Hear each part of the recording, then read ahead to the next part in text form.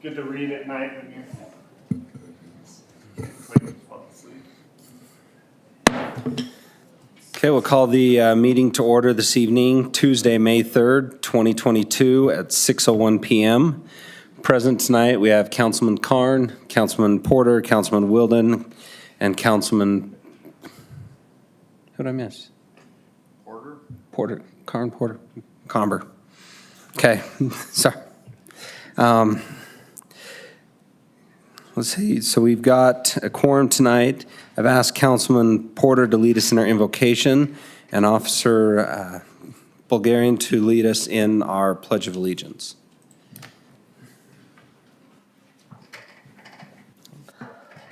Our dear Heavenly Father, we're grateful to gather together this evening and to be able to conduct the business of this city. And we ask Thee to please bless us with discernment and wisdom to make decisions that will benefit the residents of Saratoga Springs now and into the future. We ask Thee to please bless our first responders, that they will be watched over and protected as they go about their duties protecting our city. And we ask a blessing on those that are in areas of strife, that they will be watched over and that we will soon be able to see peace restored. And we also ask Thee to please bless the men and women in uniform as they defend our freedoms at home and abroad. We say these things in the name of Thy Son, Jesus Christ. Amen.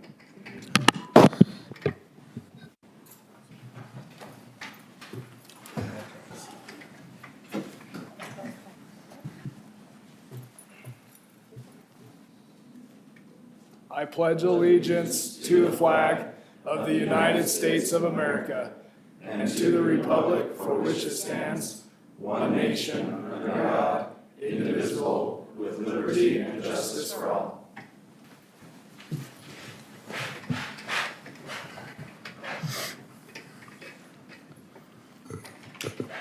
Okay, we're going to hold on item 5 for a moment. So we'll go to item 6, the appointment and oath of office, city treasurer.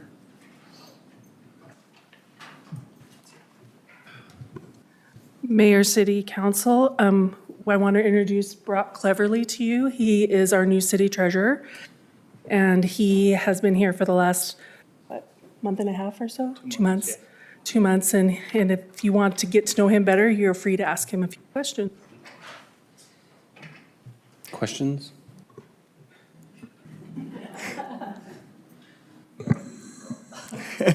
So, do you like money? Just a little bit, not too much. No, thank you. Welcome to the city, and looking forward to. Sorry, I don't have a real question. The mayor's put me on the spot, so.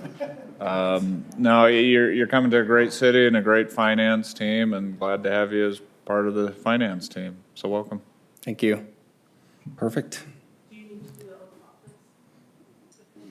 Is that? I think it's Kayla. Oath of office? You can use the same one I gave you, Mayor.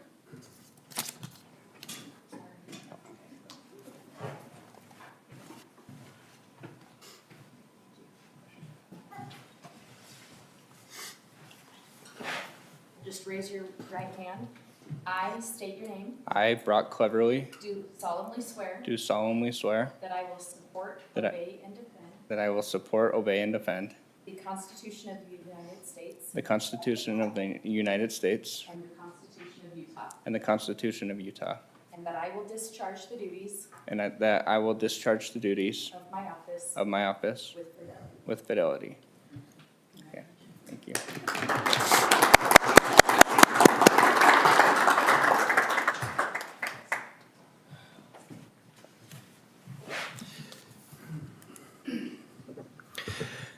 Okay, public input. Time has been set aside for the public to express ideas, concerns, and comments for subject matter not listed on the agenda.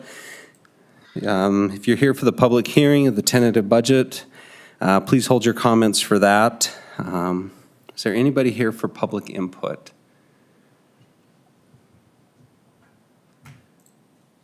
Okay, I will close the public input at this time.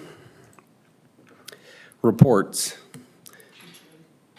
Oh, sure ready, Chief? Perfect. Okay, we will move back to policy meeting item 5.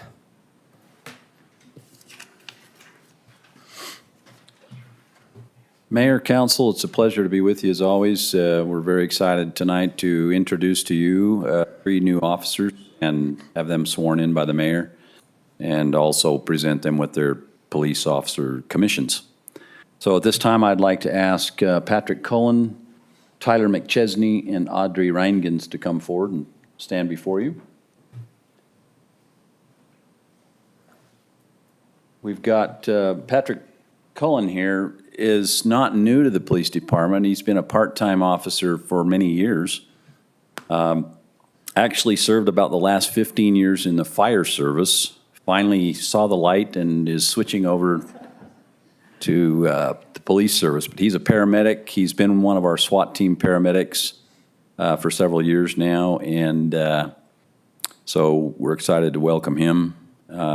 Brings a lot of expertise from his time as an arson investigator and as a dog handler for search and rescue. Tyler McChesney, student at UVU, an outstanding young officer. We're excited to have him come on board. Audrey Reingans comes from a fairly large family out of Scottsdale, Arizona, 3 sisters, 3 brothers, if I have it correctly. And her father is a 25-year veteran of the Scottsdale Police Department. Her brother is also an officer, and actually one other brother is a fire paramedic or whatever. So a lot of first responders in the family. So Mayor, at this time, if you could come on down and swear in these new officers.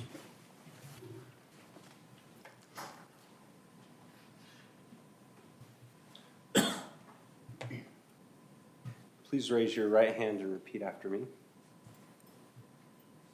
I state your name.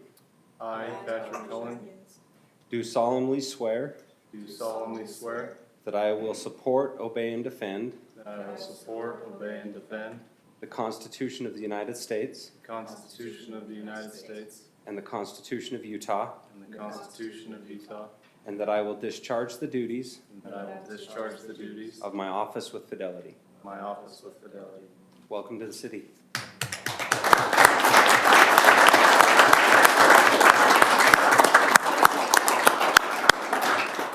So at this time, they've each selected a special person in their life to come forward and pin on their badge.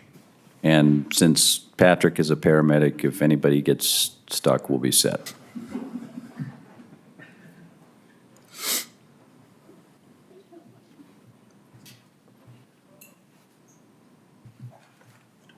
Oh, boy.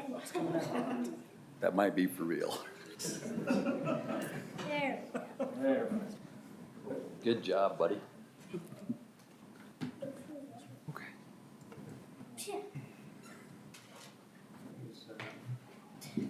Send it through the hole. There we go. Yep.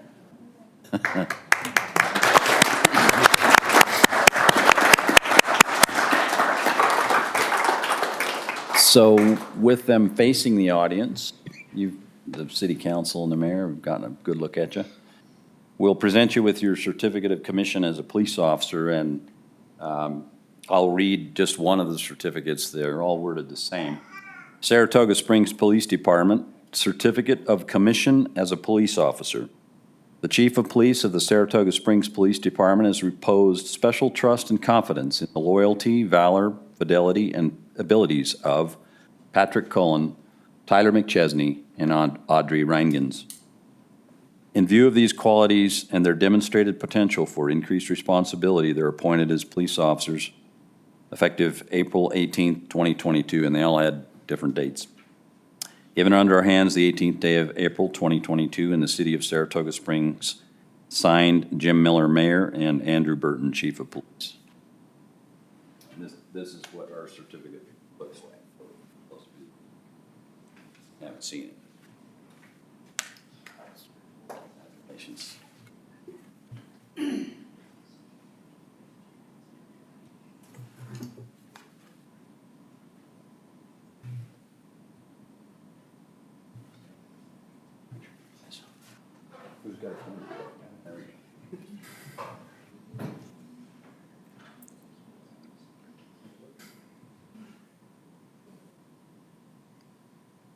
Now, I would say for the families and friends that have come this evening, we appreciate your attendance. We typically go all the way downstairs to do some pictures so that we don't bother the council meeting and continue. So, one more round, I guess.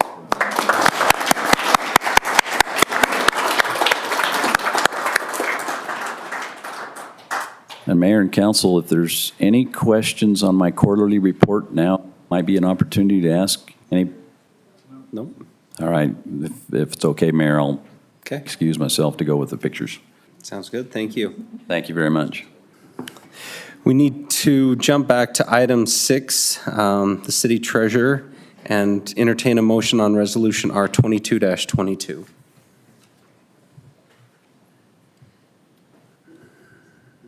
Item 6, just, Item 6 up here. I move that we approve Resolution R22-22 dated today. I'll second. I have a first and a second. Any further discussion? Karn? Aye. Porter? Aye. Wilden? Aye. McComber? Aye. Tedesca? Aye. Motion passes unanimously.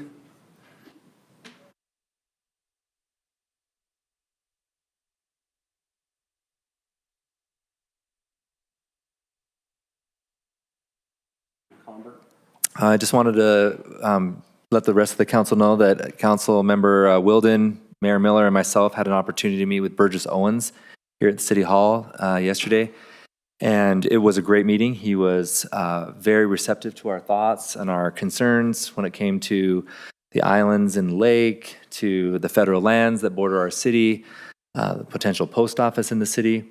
He's a huge proponent for a post office on the west side. He's actually, before he even came in, he's been posting online and doing a lot of conversations around that. I think I strongly encouraged him to make sure he looks at Saratoga Springs as a natural location, since that would support Eagle Mountain, West Lehigh. Just seems to make sense. But yeah, so it was, and then really just a great conversation and getting him engaged and really continuing the conversation that he's had meetings, Mayor has had meetings with his staff and with him, but just really engaging the city as a whole.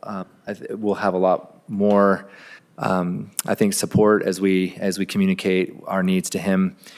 And just want to share that. Thanks. Okay. Mark? Mayor, we had queued up Jeremy to come and give a quick update to the council on Pony Express. He is just a couple minutes away via the road, or I can he's online, I believe. Jeremy, do you want to give that just verbally while you're traveling, or would you prefer us to hold until you get back into the office? That sounds like he's going to wait until he comes back in. So if we could hold a place for that at some point later, we'd appreciate that. Again, we just want to give an update on what's happening with that, and then he'll be here as well, should there be any additional Foothill Boulevard questions on the progress of that construction project. Thanks. Okay. Councilman Karn? Mayor, so along those same lines with Pony getting ready to open, I just would like to suggest that we get some type of infographic put together that we can push out through city channels and our own efforts on all the transportation projects that are happening. Because there's a lot going on that are going to help long-term, and it'd be good to have, instead of having like a ribbon cutting for Pony, but just have information that we can share with people about Foothill, Pony, what the next phase of the Pony Express project is for next year, some of the changes at the other intersections that are going to be impactful. I'd like to see something like that we can use. We'd also like to do something, maybe find a video somewhere that shows people how to drive around. Some of us have figured it out. 2-lane roundabout we're going to have in the city. So it should be, UVU does really well with that. It's easy to drive, eh? it is, just stay in your lane. You should be fine. Yep. Jeremy is now here. Jeremy, could you give us a quick update on the Pony Express status of where we're at? Yeah, I was talking to the contractor the other day. They are probably a week or less away from being able to open up Riverside. If you've gone out there, the paving is done. They've actually, believe, paved all the way to Redwood. The project was going to be open the middle of May to 1st of June before we added the dual lefts. If you remember, we partnered with UDOT to add those dual lefts. So that adds about 2 weeks or so. So we're looking about mid-June. So we're about a week or so away from opening Riverside, and then we're looking at, in a best-case scenario, 1st of June, but no later than mid-June to open up the rest of the full project fully. So That's from what great. the contractor tells me. Councilman Carn? Jeremy, were there any funding concerns on that last piece? That's all been resolved? No, I don't think there's any funding concerns. Again, UDOT? UDOT is funding that. They're taking that approval to their Transportation Commission at the end of May. But you don't see any issues there? No. Okay. It's basically a formality. I think the statement I heard is we've never had an item not approved by the committee. So it's mostly just a formality. Okay. Part of their- Well, and as a council, I fully support the dual left and dual right. So if there's any, I don't want to delay till July. If we have to work with UDOT, let's just make sure that all works out. You have a nod from me. It's not on the resolutions, it's not a vote, but I just want to make sure that as one of five, I want to make sure that we just do it right the first time. Well, and I think it's good that we're going to do that road, that part that's Redwood Road impacting after school's out. So it's fine that it's going to go into the first week of June, second week of June. Well, yeah, but if there's a funding delay with UDOT, Yeah. any reason, as a council, I support making sure that we get it done in a timely manner. Okay, perfect. Thank you. Okay, public hearing. We have the fiscal year 2022-2023 tentative budget, Resolution R 22-23.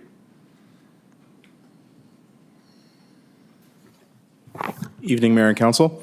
There are only a couple changes since last time we presented to the council. A couple of those changes were approved in the budget amendment last month, and staff felt it was appropriate to carry those forward into the next budget year. There's two items of note that we'd like to point out. In the Storm Drain Capital Project Fund, the 800 West project was moved forward by a year. Staff felt that was appropriate. And then there was a loan from the Water Rights Fund to the Culinary Water Capital Project Fund to move forward on the Foothill Water Line and Booster Pump Project. Any questions from council for staff? Nope. Okay, it is a public hearing.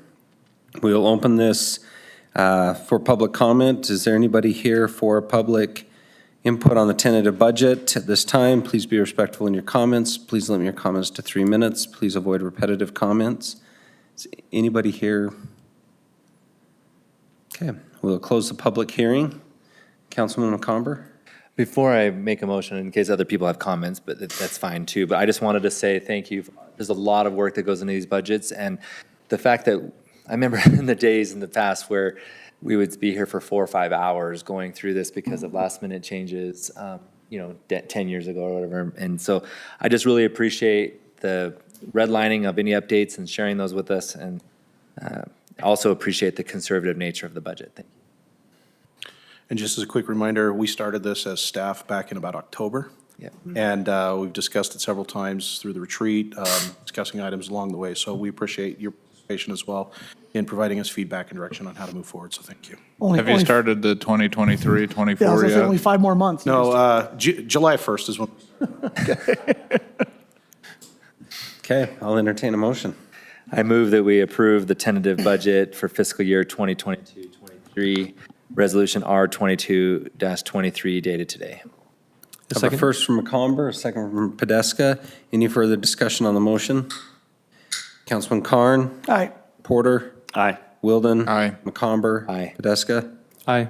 Motion passes unanimously. I'm happy to make another motion quickly if you want. I move that we approve the consent items on the agenda. Second. I have a first from Councilman McComber, a second from Councilman Porter. Any further discussion? Councilman Podeska? Aye. McComber? Porter? Aye. Wilden? Aye. Carn? Aye. Motion passes unanimously. Business items, personal policies and procedure manual updates, ordinance 22-14. Let's see, Mayor, Council, we just have several changes in there, not anything that we would consider to be majorly significant, but just things that are kind of cleanup items and things that we're recommending for your approval at this time. Just, minor cleanup stuff. You can see the red lines there. First one was meeting the recent code changes, so this makes it consistent with, medical marijuana, leaves of absences was updated. Holidays were updated based on where the state's at, and just general things. So not too many changes, but just wanted to bring these to you for your approval. And this would be all of the changes for what's a fairly large policies and procedures document. Okay. If there's no comments, I'll entertain a motion. I move that we approve the personal policies, procedures, manual updates, ordinance 22-14 dated today. I have a first from Councilman Porter, Second, Go ahead. second from who? wherever. Councilman Wilden? Oh, all right. Okay. Any further discussion? Karn, Aye. Wilden, Aye. Porter, Aye. McComber, Nay. Podeska. Aye. Motion passes 4-1. Okay, Utah Lake Authority Governing Board Assignment, Resolution R 22-26. Mayor, Council, I'll take this one as well. With the creation of the Utah Lake Authority this year at the legislature, it will do away with the previous Utah Lake Commission. Councilmember Karn has been serving on that for the last couple of years. I believe that he would like to continue, although not sure why.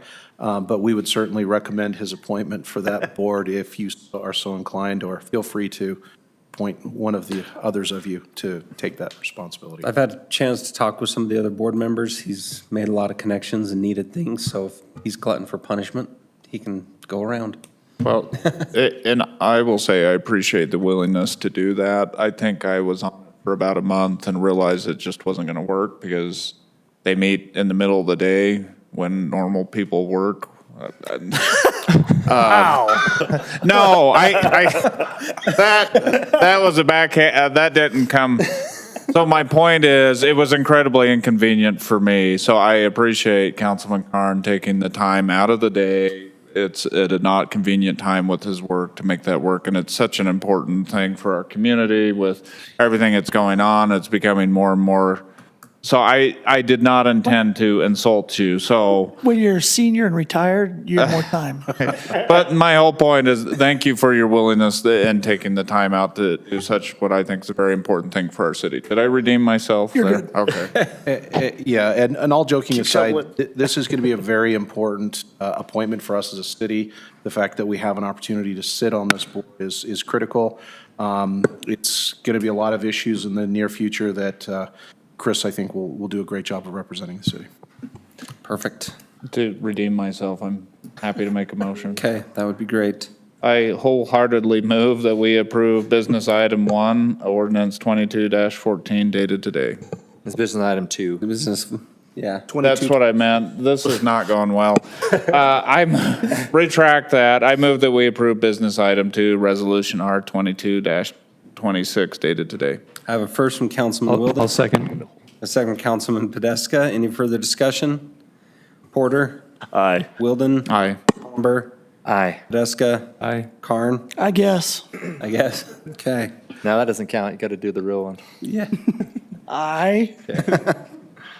No, thank you. At the league meetings, I had a chance to talk with some of the people that will be on that board with you, and they were happy to hear you'd be back to do that.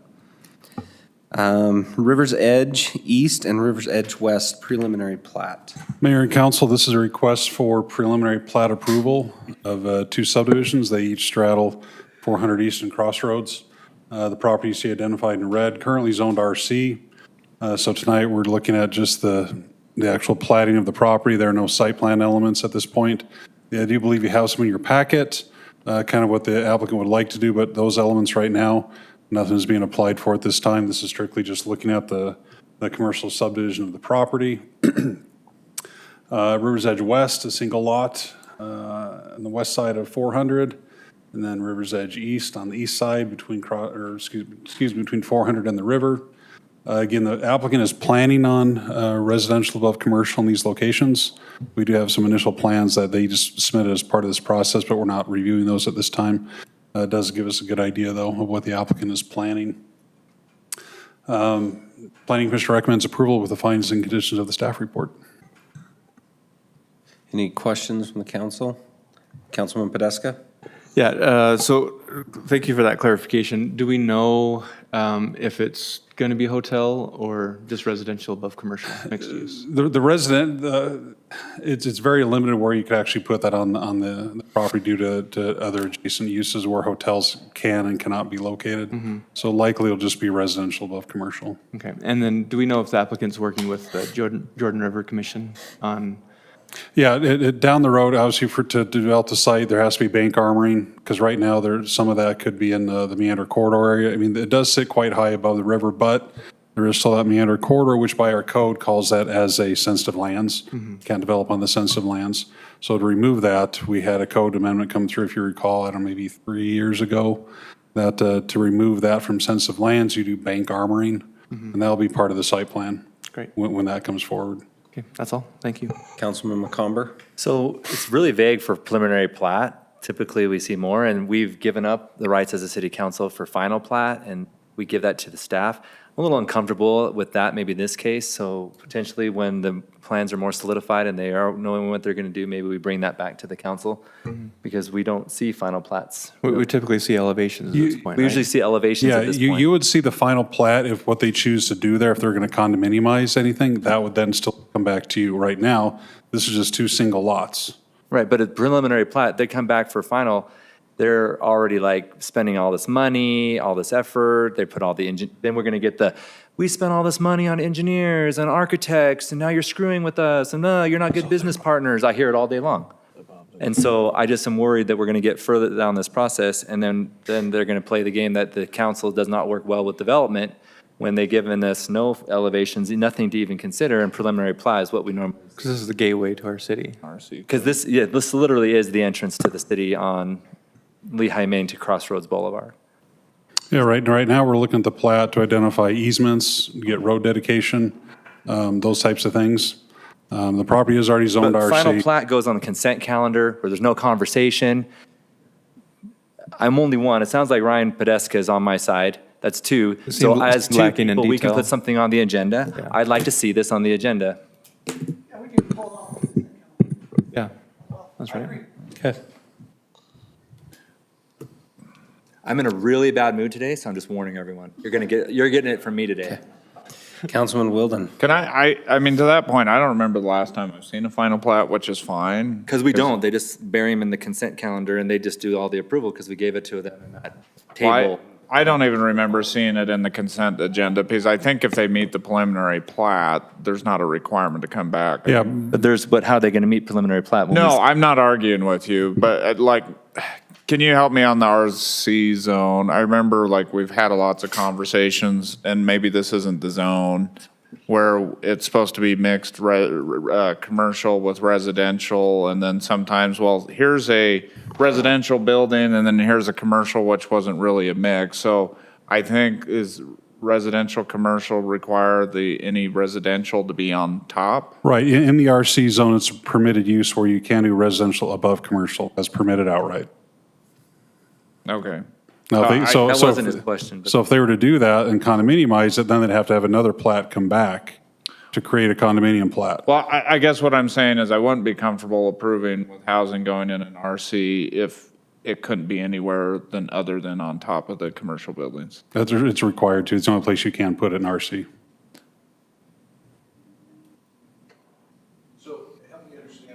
Make sure that I kind of understand the concerns. Are you wanting to see like an elevation before you're wanting to provide approval? Is that the main concern?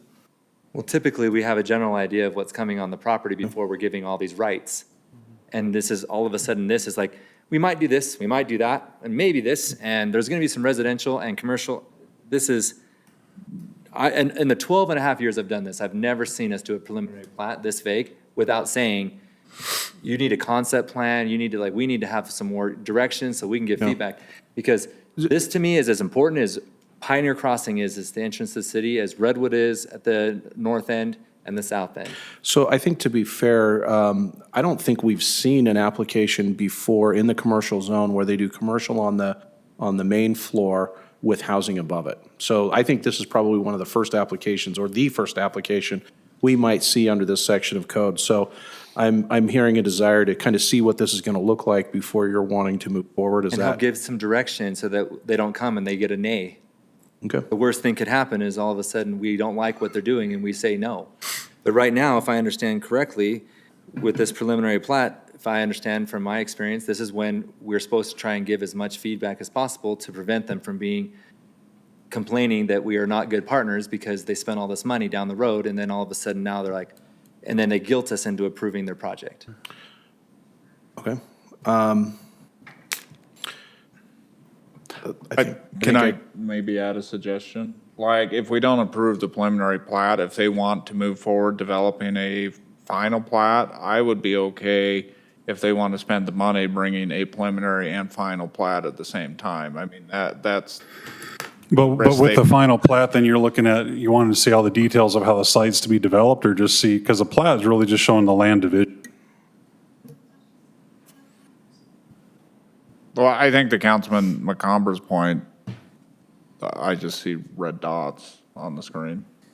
I don't know. I kind of agree. This is, You're not passing your cycle. You're This is concerned about almost- elevation in our entry corridor is what I. And this is, yeah. This is the entry corridor. Normally, you've seen going with plat and site plan at the same time. That's what we've done in the past, but it's been separated where plat happens first and then site plan. But most of them come in still Dave, have is the the same. applicant here? Yeah, this is different than when Dave, is the applicant here? Do they have anything they want to? Yeah. you're not doing site plan today. We got the mic on the table for you. Hi, how are you? Nice to meet you. Good, how you doing? Justin Earl, 2630 Canyon Road, Springville, Utah.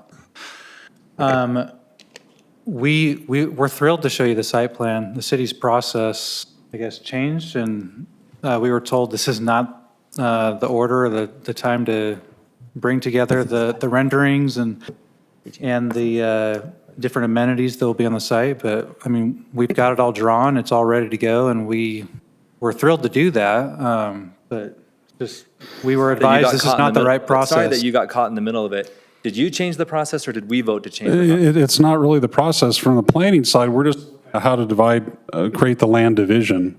The subdivisions are created all the When we time. do zoning, Well, no, subdivisions are created all the time, not knowing what's going to go on every lot. That's, so from our perspective, looking at it, we're just looking at, we're creating it two lots here and two plats.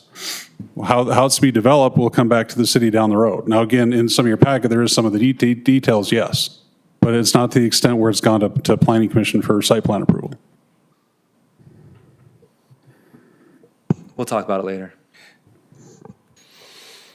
Is it appropriate to, I mean, I'd love to do one-on-ones with a couple of you guys. I mean, we'd love to show you the plan and introduce you to the whole concept. We spent a year developing it, working with architects and designers from out of state, New York and other areas, bringing what we think is a best-in-class development to the area. So we're thrilled to introduce it to you guys and talk about it and get your feedback. Yeah, I just think like at this phase, I'm just, that's what's, I think catching all of us off guard is we're just used to, in this kind of phase, seeing elevations and what it's going to look like, what's going to be on the property. And so not having that here, that's where it's just kind of hard, like, what is the ask in this resolution? So is it because there was some hotel language that was in the application that kind of causes a heightened level of concern? Well, what's the hotel? What kind of hotel? right. What brand of the hotel? We've been there before and we fought really hard when it was another neighborhood. Well, yeah, the hotel can't go there. Yeah, it can't go in as a hotel, and I think there's some residual language that's maybe causing some concern on that. That was part of it, but not Yeah, all of it. Sure. Okay. So as far as a plat subdivision, again, if the council's not comfortable moving forward with plat, we can come back with additional information at a later time. If you are comfortable moving forward with plat with that information coming back, it's entirely up to you as to how you'd like to I proceed. think where this is the gateway, from what I'm getting for our community, it would be nice to see the elevation. Okay. We really don't want 2100 North as our gateway. So yeah, I mean, if you're okay with that, bringing the preliminary back with some elevations. I mean, can we do a concurrent process? Because, I mean, Yes. go back and be like, Yeah, so we're not do wasting time. that so we it get a concurrently. preliminary and then come back No, again. concurrently do it at the same time. It's how we've done it in the past. Is the city attorney here? Is that all right legally to do that?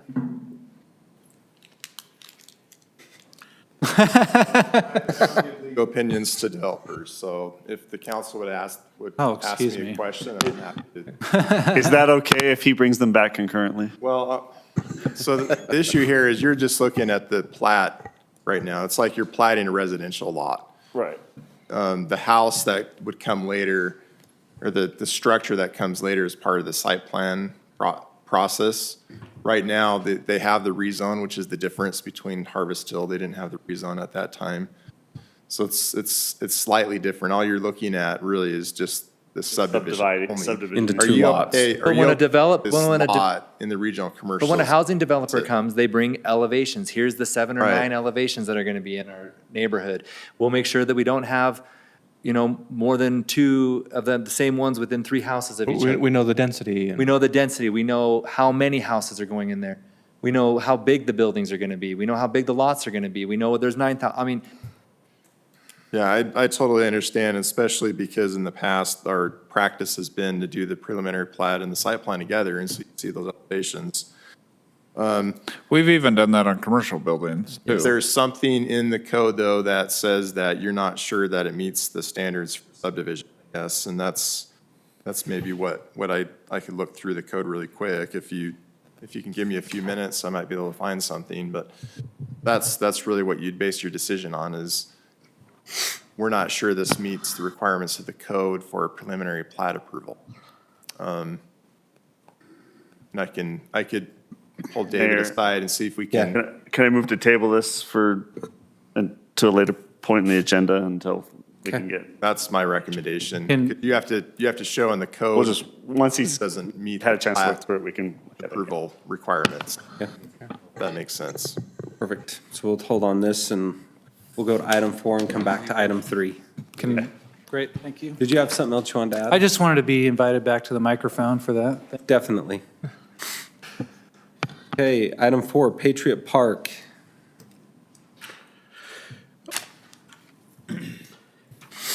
Okay, Mayor and Council, we're happy to bring forward the request that was made by the council that we look at this as we're moving forward with the development of our Patriot Park, Inlet Park, the proposed facilities that may go in those properties and zoning that might be needed for those type of facilities. And so we looked at those 4 parcels, 3 in the Patriot Park area and 1 on the Inlet Park, 113 acres in total. And so general plan land use map shows these properties as developed open space and natural open space.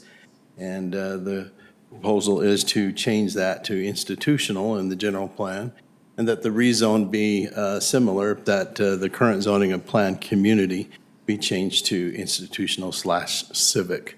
This will allow us to move forward with those proposed city facilities, recreational facilities that we would like to have there that wouldn't otherwise fit in an open space type zoning. But it does fit very well with the type of facilities we are proposing.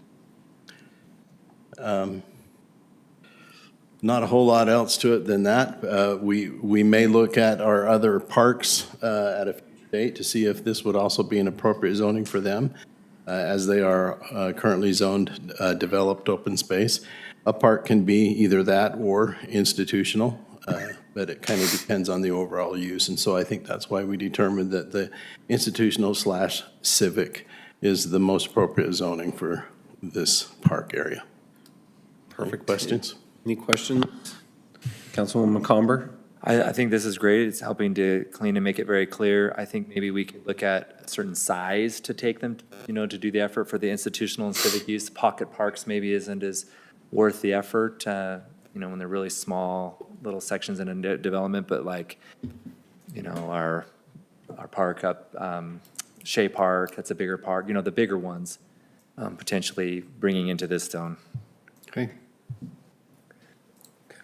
There's no other questions. I'll entertain a motion. I'll move, we approve business item 4 as stated on the agenda with any staff findings and conditions.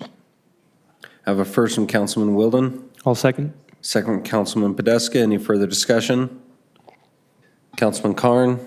Aye. Porter? Aye. Wilden? Aye. McComber? Aye. Podeska? Aye. Motion passes unanimously. We have item 5, general planned use map amendment and rezone and development agreement. Mayor and council, I think Dave's got this, but I think real quickly, this is a rezone. I believe it was from a residential, low-density residential to a business. This is just immediately north of Sergeant Court, and it's below that red parcel that's right on Aspen Hills Boulevard. It does allow for some connectivity into the residential neighborhood, which was, I think, the Western Hills subdivision. It doesn't allow cross-connectivity. It's one that, you know, we feel is probably an appropriate, you know, transition, if you would. There were some comments, if I'm not mistaken, I believe there were some comments, I think, that Ryan had asked about shielding basically the property line. You're good. That wasn't me, yeah. That wasn't you, okay. That was me. That was you. Oh, I think Steve. so. Oh, okay. So anyway, to punt it off, Ken, is there anything I missed in that general kind of description? There is a concept plan that we have associated with this rezone request. So it is a office building in a BP zone development that's being proposed there. So we have already begun looking and reviewing that proposal there. So I feel like it is appropriate for the zoning and for the land use in that area. Is the applicant available, if there's any questions? They're giving me retail. Any questions potentially for the applicant? May I, Mayor? You can. No, I agree with staff. This is great. Usually it's the other way around where they want to go from anything else to residential. So appreciate this change. It looks like the property, I don't have the lot numbers, I can't find them, is going to abut some homes on the right side. Southern. Left side, not even the right side. I don't know what I was thinking. The right side. Yeah, I don't know. Anyway, just, you know, that won't help my speech tonight. But just what, you know, as part of when you look to develop this, what would you do to make sure, like, we're not inconveniencing the owners of those? I don't know if there's homes built there yet, but there's people who purchased those plots. Yeah, and that's a great point and great question. So when we looked to do the zone change and put the commercial element here, we know that on Redwood Road, speaking from experience, I'm doing another subdivision across from Costco, and I've noticed that retail does very well with office, and retail really feed off of each other. And we've seen a complete lease up of that particular subdivision. So we feel like this formula works. We really like it here. We also like that the office is a lower density, lower impact with parking. And so by putting the office up against the residential, it's a lot less use, a lot less traffic that you're going to see. Some of the things we think we're solving for the residents there also is connectivity. So we will open up our parking lot and connect. Giving them the opportunity. Where they're at right now, they're kind of stuck. And so they'll now be able to get out another access that way and also connect to the north. So we feel good about it. We think that we build a good product, and we don't really know yet what's happening. We're looking at some tenants on Redwood Road, some retail tenants that have expressed interest, and they would take up the majority of that retail if they do come in. It's remains to be seen. So the building sizes may change, but of course we'll build what we can park, and we'll make sure that it meets all the city code requirements. But we're excited to do this. I think it's going to be a great subdivision. No, and I think that's great. And yes, Mark, it is the south side. I'm finally getting my directions. Wasn't even close to right. I don't know where that came from. But But, you know, and there's existing homes backing up on Sergeant Court. I'm fine with the rezone. It's just when we get down to the preliminary plat, just making sure that Yeah. whatever ends up being there, there's some restrictions maybe around hours of operations. We're not, this obviously wouldn't be semis or things like that, but the type of businesses where there's not big lights shining up into, it looks like about 8-ish. Totally agree. And we can certainly plan our lighting accordingly with the city as we come in and plat it. There's certain code requirements from engineering that we're going to have, which is good, creates safety. But again, with office coming up close to the residential, it makes a lot of sense because most of those offices they're done by 6 o'clock. You're not going to have that constant. You might have some bleed over on the parking depending on what tenant goes there, but typically the office really slows that down. So, yeah. That's Are you targeting a specific type of office user, or like? No, not really. I mean, to be honest, when we did our subdivision across from Costco, we just left it open. Medical professional showed up. Okay. So, and I think that's a great use. Yeah. I just, is it okay? Yeah. This is. Thought you were. So as this is a rezone, I appreciate the concept plan, just like plotting it out. I don't need elevations, that's the preliminary plot that I was sort of frustrated earlier. From a rezone perspective, again, I appreciate the already thinking ahead, taking in Councilmember Wilden's comments from before, the shielding, making sure, I think office is wise because like you said, it really, maybe some of the retail will bleed in, but really by even 9 o'clock, you're done. Yeah, they're done. And so there's probably less of an impact than even if it was residential behind them. I agree. And so I think from a feathering perspective, I like the idea. And also having retail in Redwood, obviously, that's good for name recognition and it's good for the businesses because we want them to succeed because then we get more of their sales tax. Right. It also really helps, again, building those businesses behind them that aren't necessarily they're destinations versus just kind of a pop-up, well, look at that. But they do feed off of each other. They do. And it's been a recipe for success so far. So I think it's a good concept. Yep. So yeah, so when that preliminary comes in, looking forward to how nice the buildings Yeah. look, et cetera. And then just make note when you're talking to your designers and architects, we require four-sided architecture when you're fronting on the different parts of Redwood Road and inside the neighborhood. and stuff. Yes. And we've taken actually a lot further than what you've got here. And we look forward to presenting that. Looking forward to it. Yeah. Thank you. Okay, if there's. I've got a question here. So the office, those are two-story buildings, I'm assuming, or? No, actually, I would love to go two-story, but we don't have the ground to park it. Okay, I wanted to see that. Now, you're connecting to Western Hills Boulevard on the northwest. Are you also connecting into the neighborhood to the south? Yes. Yeah. It's hard to say on that. They Okay. are. Yeah, and that was actually something many years ago, many of you Shelley will Barge, remember. wanting that Sergeant for a while. Court, it was a discussion of, hey, can we make sure there's some connectivity through the parking lot? So we appreciate your willingness to do Yeah, that. absolutely. We feel like that's actually carrying out something maybe 10 years ago or something that the council had asked us for. Shelley Barch, that was a big thing. It for was a big discussion then. Okay. Okay, Thank you. in a motion. I move to approve business item 5,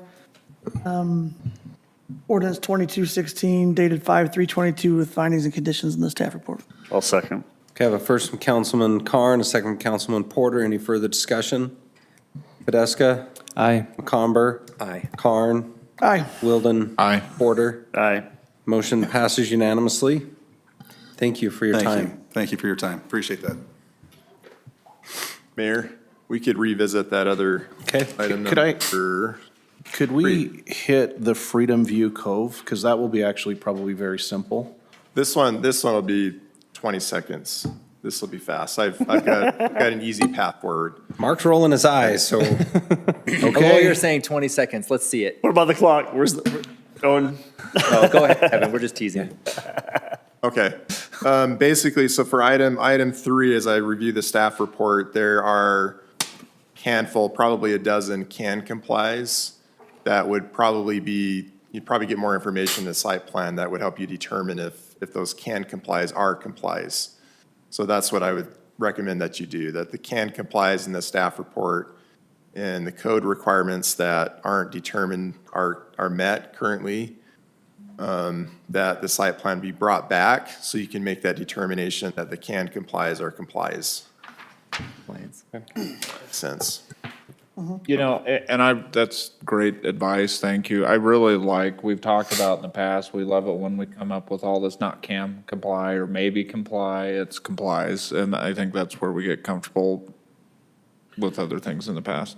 So would your desired motion, which by the way, that was not 20 seconds, would your desired direction come back with a or with complies? Or site plan. With the site plan. With the site plan, so that we can determine if it does comply, too. Can we bring them both at the same time? Yes. Sure. Yeah, I mean, the planning commission does look at site plans too. So it would have to go to the planning commission and then council. But then he wouldn't have to do council twice. He could just do it once for both. Yeah. Can I ask, why did we split it this time? Like, I don't know that I remember seeing this in 8 years like this. I mean, maybe I did. It's just been a long time. And In 12 years, I've never seen. Well, I believe that planning brought a code change, and that's where the site plan was separated as far as council consideration. And that's something they can bring back to have it be the council approval again in the future. And, you know, I think there are things that preliminary plat that are kind of overlapped with site plan approval. So I think that kind of makes sense to have it back in council's hands again, but. For me, that's for your me, call. I was elected to help protect the look and feel, and people say, thank you for protecting the city. And I just feel like, nothing against the bureaucrats in the city. I think that as elected officials, we carry a certain burden. So I personally am one of 5, but I would like to see it come back where we actually can see what it's going to look like when we are making these types of decisions. And if that was something that we voted on before, I was inadvertently unaware that I was giving away that ability to see the whole picture when I was making these types of decisions. So I apologize for voting on something that I don't agree with now. Well, you know, the good thing about this right now is you look through the checklist that the planning department has compiled with the requirements for preliminary plat. Some of those checklist items can only be determined with a site plan. So those can be tied together now because of the. And I would say this is very important because Plans. we've really made, I apologize, I cut you off. Fine. That's my bad. We've really made an effort with the commercial community, the commercial development, to expedite and facilitate things. And forcing a separation, I think, slows down the process. So if I voted for it too, I have no recollection of that. I'm sure I'm on record of doing it, but we've now created something that slows down the process. So I would like us, I'm one of 5, to expedite correcting that so that we can fix it for the rest of the development community that doesn't have to go to multiple meetings when that may not be necessary. Well, Councilman, if I may just point something out, your application documents for preliminary plat still asks us to prepare all the items essentially for a site plan. So we're already doing all the work, but we don't submit it here. The process, from a developer's perspective, could be streamlined, so. Well, I mean, Thank you for the obviously, thank you for the feedback. The intent was to remove a step, but without realizing it, preliminary plat and site plan, there's a lot of crossover. So we unintentionally maybe added another step, and I think having it come back to the council where it's a concurrent approval would help things when that was never the intent to make it worse. The intent was to make it better and to speed things up. Great. So for the applicant, I think I'm hearing come forward with some elevations and things. And I would be willing to meet just on 2x2s or whatever to give you that feedback. love so that, yeah. When Great. I'm not saying I want to do it. I'm saying, let's not schedule one for me because that's just one more meeting when normal people work. I'll do it. No, but my point is then you can get the feedback so then you don't re-go through the process and then all of a sudden you're We're not surprised. wasting your We call them time. 2x2s because you can meet with 2 of us at a time. Without a quorum, yeah. Is And then anyone you- interested in that? I mean, I'd be happy to do it. I would be. I would, because this is such a pinnacle place in the city. Yeah. Okay, thank you. We'll set those up. Now, they're all fight on who doesn't want to be with me on that 2x2. You get stuck with me a lot. I'll go with them. Chris Can has we nothing better get to do. just, for point of clarification, maybe Mark, I don't know if this is you, but I I heard Kevin mention this has to go before Planning Commission as well because there's a site plan. yep. Are we okay procedurally if we take our site plan elevations and the preliminary plat to Planning Commission, show them everything, and then come here?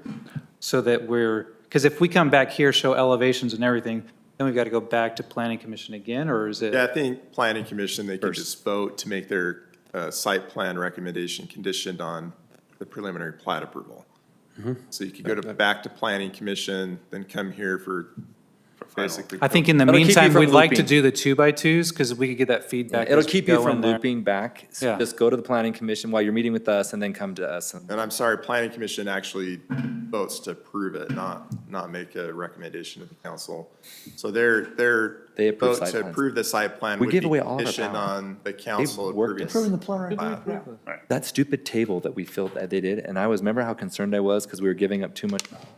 Or alternatively, he could come back with the preliminary plat and the site plan to the council, and then go to the planning commission for site plan approval. Yeah, that would work too. And it's still 2 steps. Either way, there's, Well, they still could approve a condition on the approval of the preliminary plat by the council, and then that saves them a meeting. But I also think you're looking for can comply to will comply. Yes. Yeah, and those are the check boxes that you care most about relative to that. Now, again, I just want to make sure, if it goes to the planning commission, you want to look at the architecture of what this is going to look like from an elevation standpoint. And Do so that in our 2x2s, but then the planning commission just needs to say, we approve depending upon the council approving the preliminary plat. They just have to put a condition, correct, Kevin? yeah, now I would say I would just defer to the developer to determine whether he wants to go to, or come back to the council first, because sometimes developers need to get the plat recorded and the lots created so they can move forward with financing. But he would have to come back with some sort of a site plan for you to review as part of your preliminary plat approval.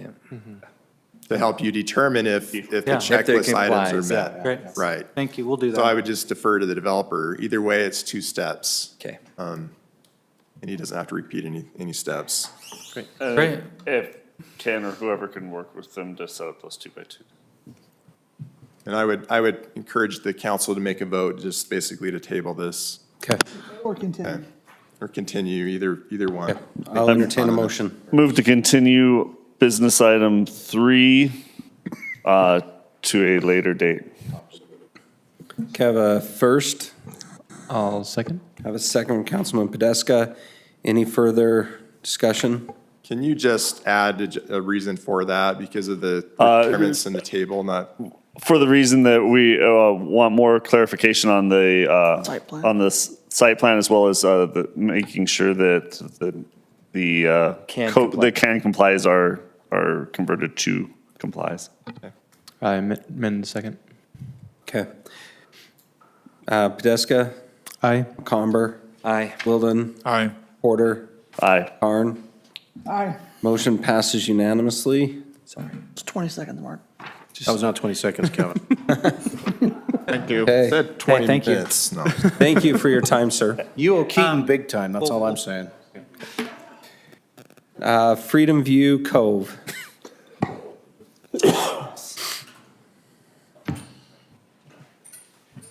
Mayor, council, we have a preliminary plat proposal.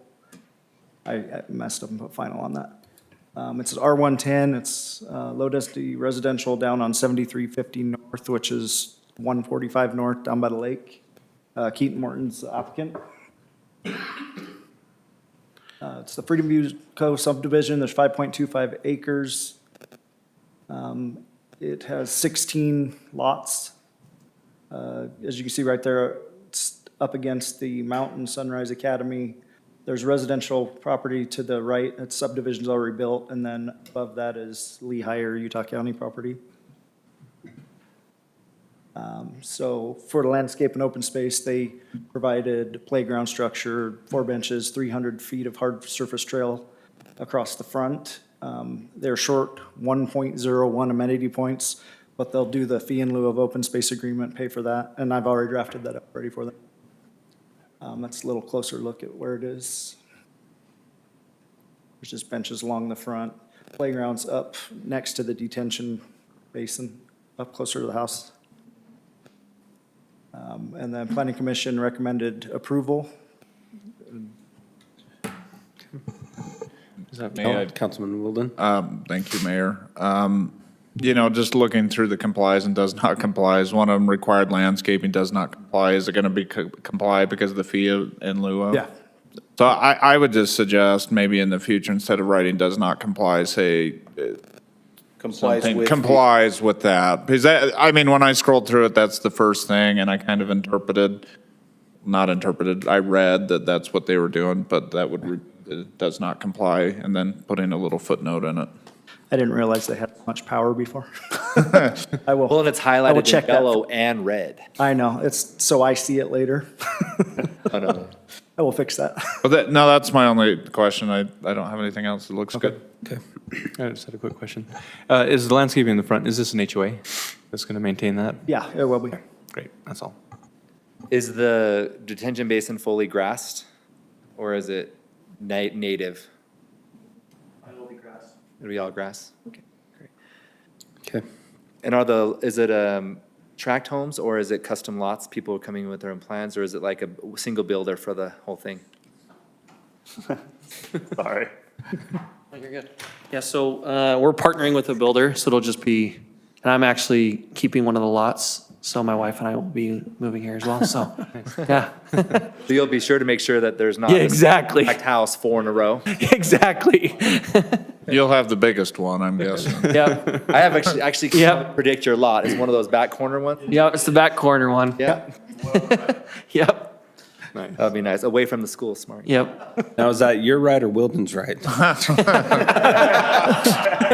Right can be anywhere. Has a left hand and a south hand. No, I mean, it's always tough when you have to have an HOA, but you know, you probably $10-15 a month per house to maintain that a little bit, but it's always tough when you have to have an HOA for such a small amount. But also the trail connectivity on that, I mean, it's only gonna get busier there. As you know, there's Pony Express, right? So I think it's gonna be great. Thanks.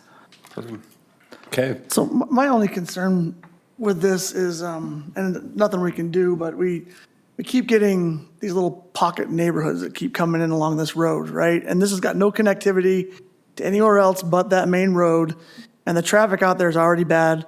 That traffic's not gonna be addressed until 2026, 2027 timeframe.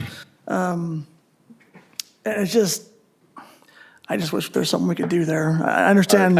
I noticed not a whole that lot we too. can do. I think it's just because we back up to Lehigh, right? It's- Yeah, you know, like Sunrise Meadows or that Sunrise Academy, they create a terrible traffic problem morning and afternoon.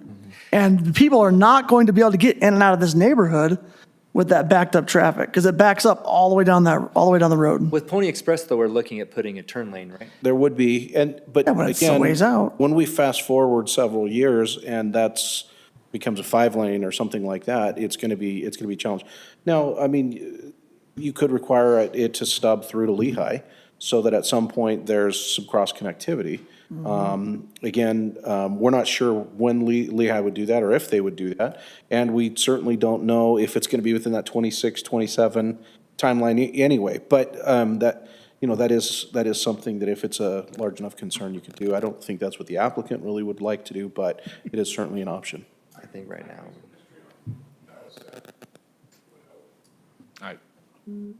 So, actually, we did that, as staff, we looked at that, and there was an issue with the spacing of the existing subdivision.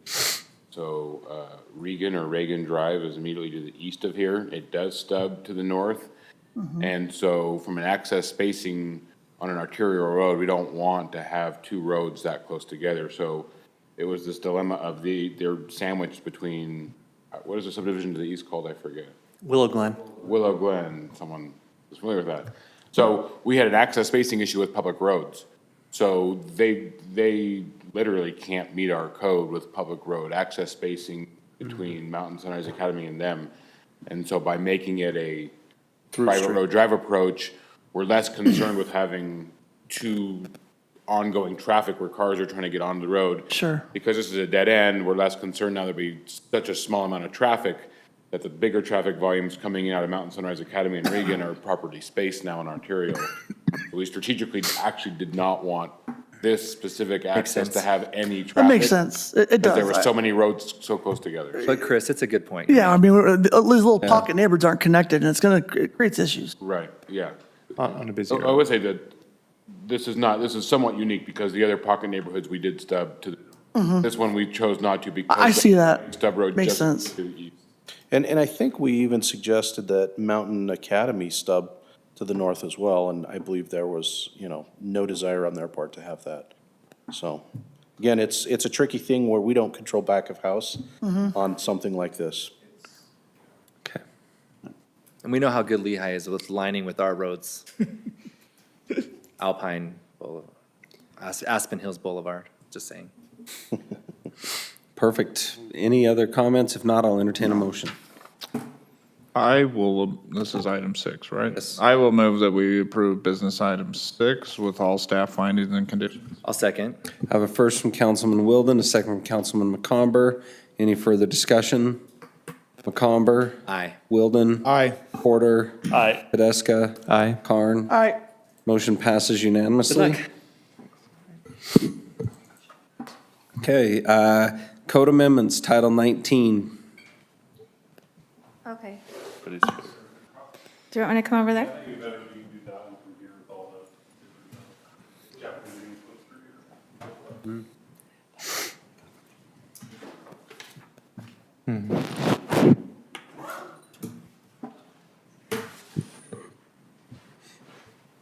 item was tabled at the last meeting to allow us a chance to meet with developers and get some feedback from them.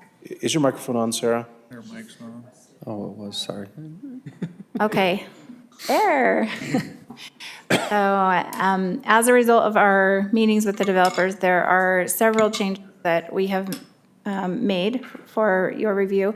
And then there are a couple that we did not make that we thought you would like to discuss more. And then there are some developers here who would like to speak. I'll go through what we changed.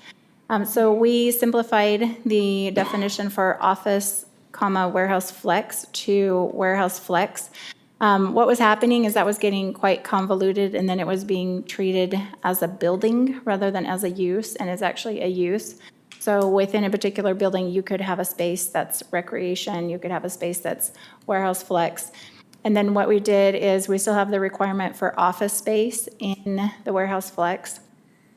And we moved regulations out of the definition. So we had some regulations about how much office, but we put that into the appropriate chapters.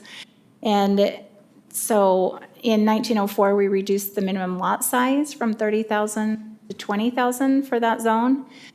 That was based on feedback, and so that's up for discussion, obviously. And then we increased the building height from 35 to 40 after a very lengthy discussion related to the interior clear height and the height of the parapet. Our code measures to the top of the parapet. That's how we define building height. And then we clarified that the building size is 50,000 square feet max per building, not per site. So there was a misunderstanding that we were just allowing one building, 50,000 square feet if you have 20 acres, but was not the intention. So that language got clarified. We updated warehouse flex on the use table, removed the word office, as mentioned, to match the definitions. And then we removed other references to recreation under the warehouse flex because that's a separate use. And there's a couple more. So we clarified when metal can be used on exteriors. We also added a limit on metal, but that is not getting a good response from the development community. And I'll get into that in just a little bit. And then we clarified that metal buildings means the exterior, not the framing. We reduced the percentage of glass for commercial buildings, and I have an example of that, so you can discuss that further if you'd like. And then clarified which zones allow tilt-up construction. The draft right now that how do I go back?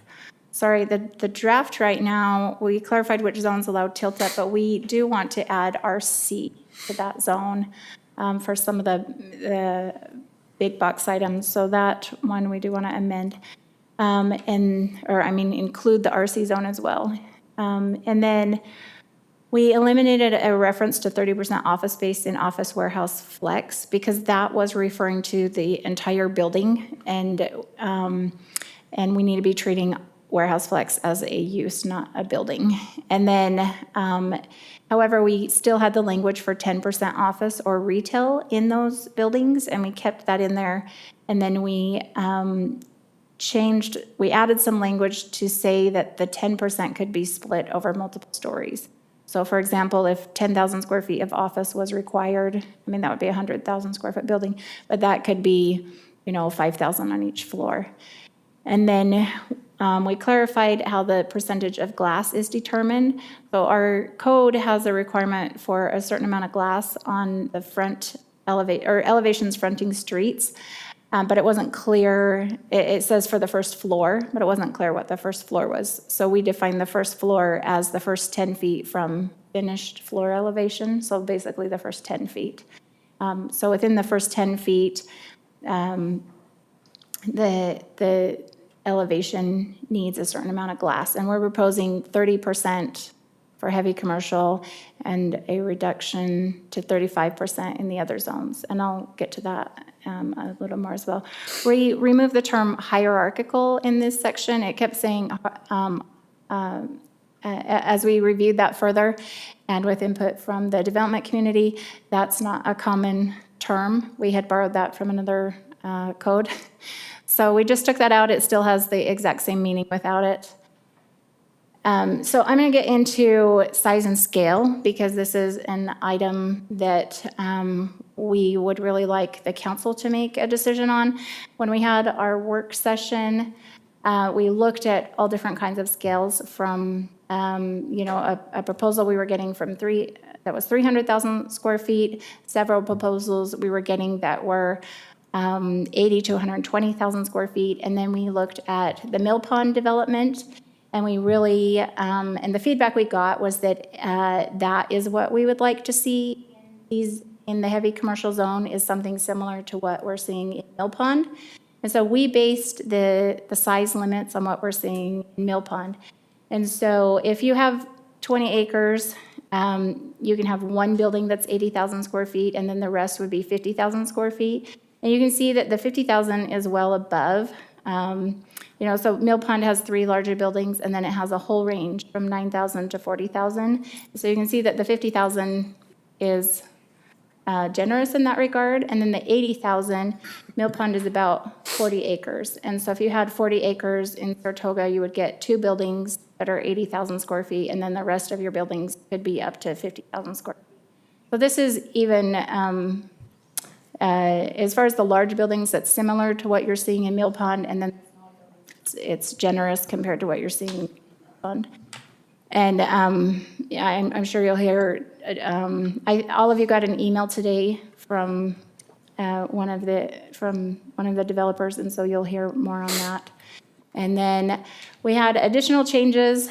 So we reduced the amount of glass on non-residential buildings, and I have a slide specific to that. And then we proposed a limit on metal exterior buildings, and I have slides specific to that, so I'll get into those. So this is the proposal to reduce glass, the glass requirement on the first floor from 50% to 35%. And this is for the street side elevations. And then in the heavy commercial, it would be a little bit less, so it would be 30%. So this is proposed in your draft. So here is just an example of 50%, and you're just looking at the first floor. And then here's an example of 35%. And so we would like your feedback on whether or not you support that. Buildings with metal exteriors. So there is a proposed language in the report, and this is what it says. It says no more than 25% of the exterior materials may consist of non-corrugated metal. And then we did look into what are some other cities doing. They are, we found one city that says 10%, and we're saying 25%, but they do limit that just to the elevations that face streets. And so we're proposing an amendment here that this 25% limit be on elevations fronting public or private right-of-way. And so we did find some other cities do allow it without any percentage restrictions if the metal mimics stone, wood, or stucco. There are, the metal fabrication process will allow those to be mimicked. And we found a couple of cities that do that. We found another city that doesn't allow anything over 200 square feet to be metal. Another thing related to metal is if we're, so the 25%, and then we have just a slight change to some text that's drafted in there. We had just an A in the wrong place, and so we want to take that out. And then, so we're saying metal buildings with more than 25% metal. This section would really be for agriculture, rural residential, so kind of like the barns or accessory buildings that you're seeing on agriculture property. So we do want to, we are proposing to allow those, and so those could be clad primarily with metal, and we just want to propose this little change so it's more clear than what's in the draft. Here are some examples that were submitted to us by the development community on exterior buildings. So this product that you're seeing here would be examples of corrugated metal, and we're proposing in the text change not to allow corrugated. And then here are some examples of flat panel metal buildings, and these obviously have more than the 25% that we're proposing in the amendment. So that percentage is up for discussion whether you want it in there or not. And then this is an example of mixed panel, so different types. So you see some that mimics like a siding look and some that mimics a stucco look, and then some other looks as well. So it's all up for discussion. We did let the development community know that they could speak to their concerns on this, and then after that, we can proceed with what the changes we want. And if we want to make any or strike any or table any, that's, just let me know. Councilman Carn?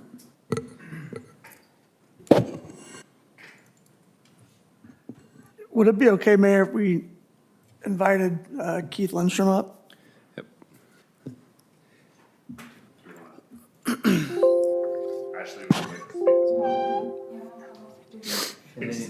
Yeah, that's fine. Have them both go up. Save a trip. We need names I appreciate for the your record. Names and address for the sorry. record. My name's Keith Lindstrom. Home address or property here in Saratoga? Whatever. Office. Yeah, whatever you want to put. I own the property off Pioneer Crossing and 800 East. Okay. Ashley Hadfield, and I own the property 87 East Commerce Drive, or North Commerce Drive. Thank you. And I got a question for Sarah first, and then we have a discussion, I guess. Yeah. But Sarah, is there a reason why we are looking to limit the metal exterior? Is it just aesthetics, or is there some other reason why we're limiting that? When I understand some cities limit it and some kind of let people do it. The examples I saw, I didn't dislike, so I'm just It's wondering. mainly for aesthetics, so if you're not opposed to the examples that you're seeing, then it's not something that needs to be limited. If, you're not supportive of those aesthetics, then you could limit it. So I'm curious from the developer point of view, is it more expensive to develop like this? The metal panels are fairly expensive because they are insulated panels. They've got quite a bit of insulation between them, so it kind of increases your R value from a regular wall. But the other thing is, when you're looking at the metals, I mean, it kind of streamlines the building when you're building it. You're putting up the metal framing for everything, and then if you don't use the metal, you got to come back and bring framers and lumber and everything to build it up. But it kind of acts like a tilt-up. A tilt-up's just concrete on four sides. Yep. So it's kind of like saying, with a metal building, if you can only have 25% on the front, it's like going to Costco and saying, hey, Costco, you can't have, concrete tilt-up on your front entrance because it's concrete.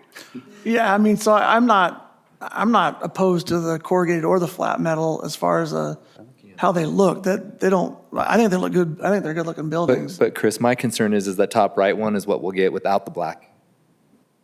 There are all these really cool-looking ones, but you end up, like, if you go down to even Mill Pond, there's some ugly buildings down. Yeah, I understand that concern. Right, and I would say that the examples that were provided are good examples because they have a lot of variation and a lot of color variation, a lot of texture. Elevation. Yeah, there's a lot. Yeah, exactly. When you don't have that, and I think the reason staff put that in there is for the examples that aren't so good, such as this one over here, where you just get a lot of, potentially a lot of one material on a flat wall. We do have some things in our code that require breaks every 40 feet, and the maximum amount of material is 75%, but even this brown building, probably not at 75%. So, and again, I think these are great examples. So this is what you'd hope for. However, you have to always remember what is the lowest common denominator if something were to come in. And we have examples of armed structures and things like that already in the city, where they're metal buildings where you probably don't want that to be the architectural standard going forward. So you've got to articulate it. So if you're fine with more metal, that's fine. We just need to articulate what it is that you're looking for from a design standpoint, so it's very clear in code, so that we don't just get, say, a metal hanger that is put in, and I'm thinking of the one, being used on a farm down off of Redwood Road. So how do we articulate them? Top left, bottom right. Does the code still Bottom left. require like architectural articulation, like the other ones where there's pop outs and everything like that? So It does. It does. So you're not gonna get the upper right because that's just basically a flat wall, right?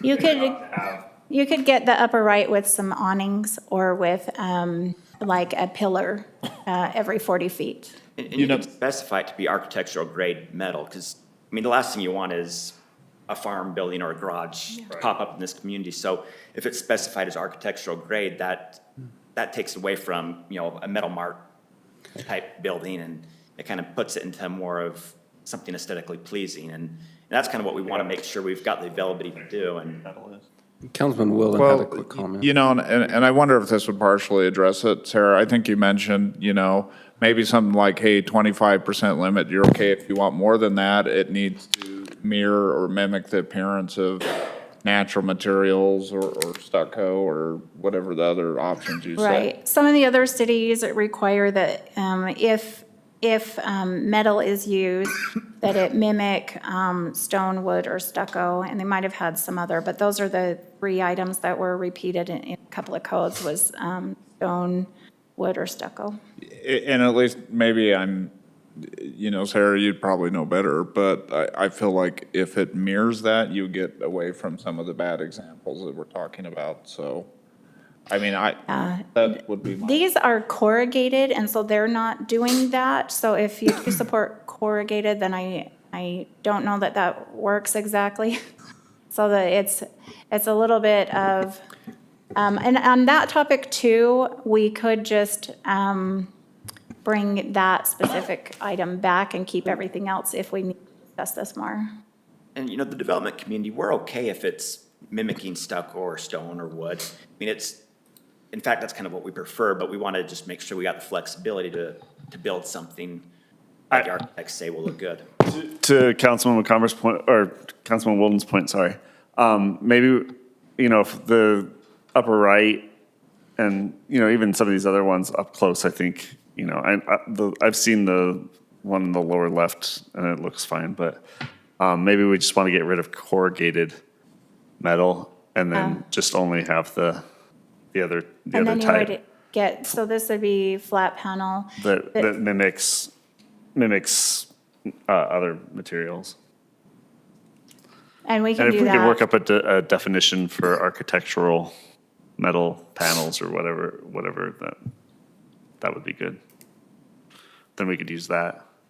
So that because I don't think anybody wants, Metal Mart or The white barn. a white barn, right? that's not what you're envisioning, and I think that's not Yeah, what no, we would like to we're see in the envisioning city. What you guys are thinking, Right. something that mimics stucco or mimics stone or wood, just So, something that's, it doesn't look like metal, but it is. For me, I just don't want it to look like an industrial zone. And so if we have some of those materials that look like it, but even then, if you look at the non-corrugated, because that looks like an industrial zone to me, the next one, this still looks like more of like an industrial zone, something you would see in a big industrial park. I would have no problem with this within our industrial zone. I think that we're trying to create a bigger space so that they can do, that's what they've told me, trampoline stores and boxing stores and gyms and small business owners. Why do the buildings look like you would see up by the airport? These buildings look like I would see them off of I-15. Our city I don't think it has the need, nor being a narrow, long city, everyone will see these buildings. That's just my personal thoughts. I like the staff recommendations on the use of metal. I guess I'll go ahead and, my opinion on it, when I look at the Belfour building, those designs, I think, use the materials properly, because you're getting the different variations of materials with glass, the different directions of the corrugated metal. This is just for heavy commercial, right? No, this is for all metal buildings in. Okay, so any commercial building? Any metal buildings. Okay. I just think that's the zone we're more likely to see it. Because I mean, as far as like if there's wanting to be, limitations or maximums, I think kind of using the Belfour example, building, it's having it to where it has to be broken up with different style of materials, so that we're not getting that brown barn or something like that. But I think something like, when it's designed well, I think it fits well in those various zones, as a commercial building. Because, I mean, you look at like a Vasa Fitness with that kind of a style, it would work great. I mean, gyms do tend to lean towards the corrugated metal because it's a cheaper building. And that's my opinion on the 25% is if we have to do a percentage, have it to where it's leaning towards breaking up the style of it. So whether they're using flat panels with corrugated, with stone, with, whatever it may be.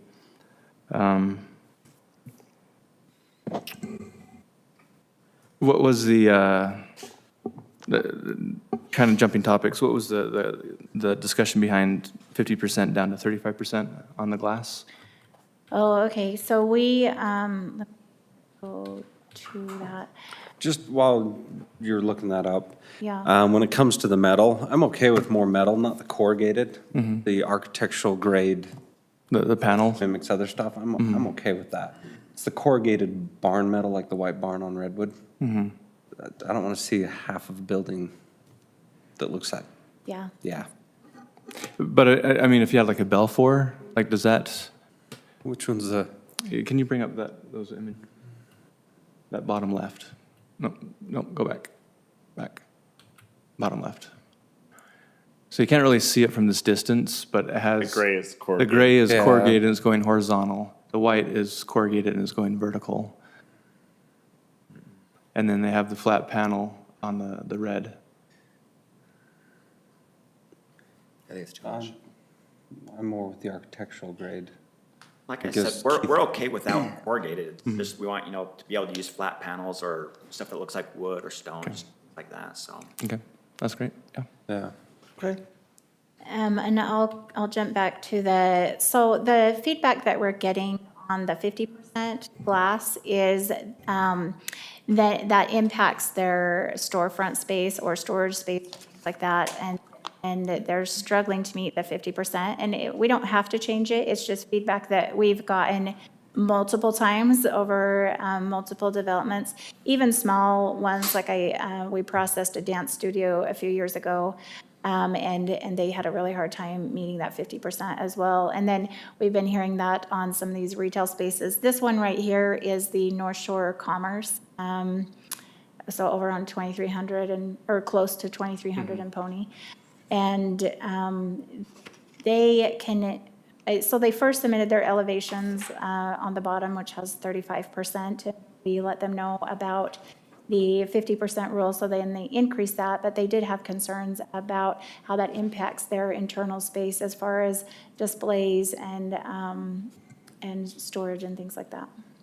Yeah, no, I'm good with the 35 max, or sorry, that's minimum, right? Minimum. Minimum, right. Minimum. We won't discourage you from Right. Any other comments on these for Sarah? I'm good with the 35% as well. I am, but I still think we need to look at the size. There was some discrepancies We on do. the sizes of the buildings. Size, yeah. Let me, where is that slide? So this is what we have. You all received an email from Keith Lindstrom today proposing some, or suggesting some different options for consideration. Staff is of the opinion this meets the goals and direction that were given at the work session. So we really wanted to take this to you for further discussion. If I can go first, I support the staff's recommendation. I think that two 80,000 square foot buildings in Mill Pond, so they're short on their third building at 70,000 by 20,000, but they could have easily made that 9,000 square foot building 20,000 more, right? So obviously, the number of 50,000 square foot buildings limit you on how much parking you have to have. There's all these other requirements than how many 50,000 square foot buildings you can have in that 20 acres. But I feel like this is more than enough, and it also is in line, similar to what we were doing in the office warehouse. So I'm in support of the staff's recommendations here. And we did have a concern, there was one property, sorry, let me go back to that slide. So this first bullet here, I just want to draw a little bit of attention to it. So in the OW zone, the proposed language says 80,000 square feet or what's on the concept plan. And then we have one particular site where they had a building that's about 84,000 and then another building that is not quite 60,000, and they are wanting to combine those for 160,000 square feet. In the presentation that we did in the work session, 100,000 square foot office warehouse type of building was about 1,200 feet long, and it's about 1.5 times the width of the strip, the Smith's Marketplace strip. And so a lot of our limits were based on the size and scale of other buildings, but they did also want you to at least consider whether or not they could combine those two buildings to have 160,000 square. Well, I'll give you my opinion, it would be no. So they would waste their time coming to me to create a building bigger than Smith's. I would be no. Well, and I think that was the whole intent of why we originally got together is 160,000. I know the developer, the one that wants to do it, it's not their intent to have a distribution center or whatever, but that's potentially what it could become. That one's not mine, but I know about that one. It was actually 3 buildings, I think they were all 360s. And they're taking the 260s and putting them together, but in your prior code, it didn't have anything saying you couldn't do it. So when they went to rezone, rezone, they had to submit a concept that was non-binding concept.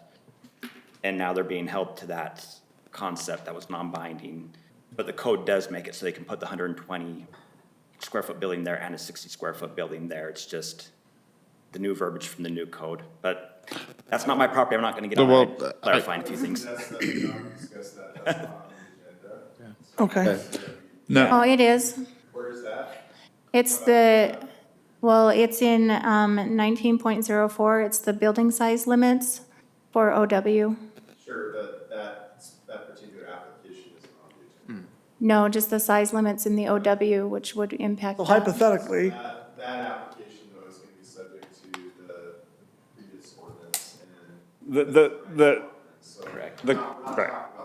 But it's not on the previous ordinance because We are we are going back and saying they don't get to use the previous code, they have to adhere to the new code, or their concept plan, which was never meant to be binding. That's the, I mean, we don't have to talk about it now, but That's a big discussion for another day. yes. Yeah.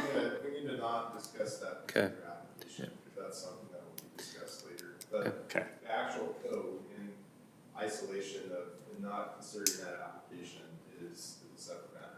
You're right, that is up for discussion. But not the application. And what we're looking here with Okay. the sizes is, you know, it says 80,000 square feet for every 20 acres. I mean, that kind of limits a lot of people on being able to do anything. You know, if somebody comes in, they've got 19.9 acres, all of a sudden they can't do an 80,000 square foot building. So is what we're kind of suggesting, and, you know, just first off, staff's been great to work with. We've appreciated everything they've done.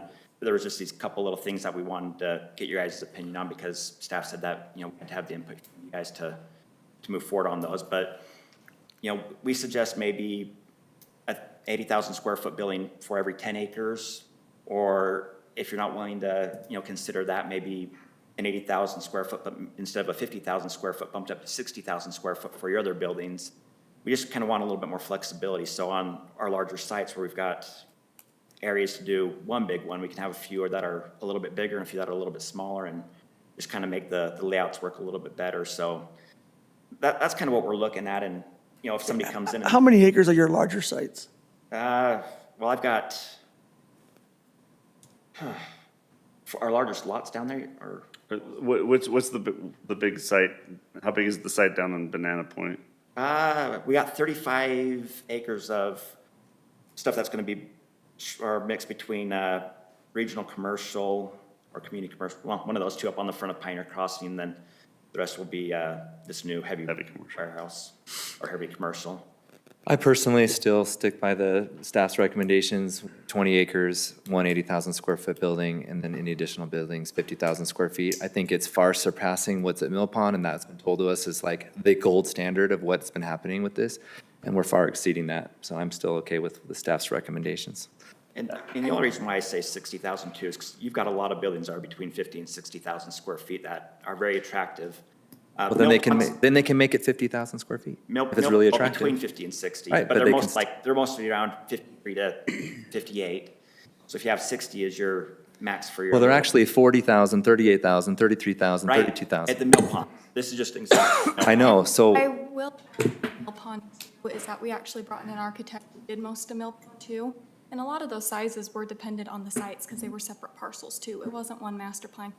So a lot of the building sizes, right, were depending on the parcels as well. So it wasn't a master planned, hey, here's the whole 30 to 40 acres as well. Can you remind us how big like the old Smith's square footage is or the new Smith's? Right, so we're basically looking at a building that's 30% larger. And that's 80,000 square feet. And then we're saying basically they can put a whole bunch of Smith's buildings as well on the same space. I just think that we'll regret it. That's just me, I'm just one, we'll regret it. I'll Can always go up later. I'll reiterate what I said in our meetings. You know, this heavy commercial zone is meant to be a little bit more residential friendly. I think, you know, we've talked about a light industrial zone or something that might have a larger form factor like what you're talking about. However, you've kind of, and I know you're doing different properties all over, but the large one down there at Banana Point or Cliff Lake or whatever it's called, you know, we're kind of being hamstrung because it's being surrounded by housing, where that used to be our industrial core.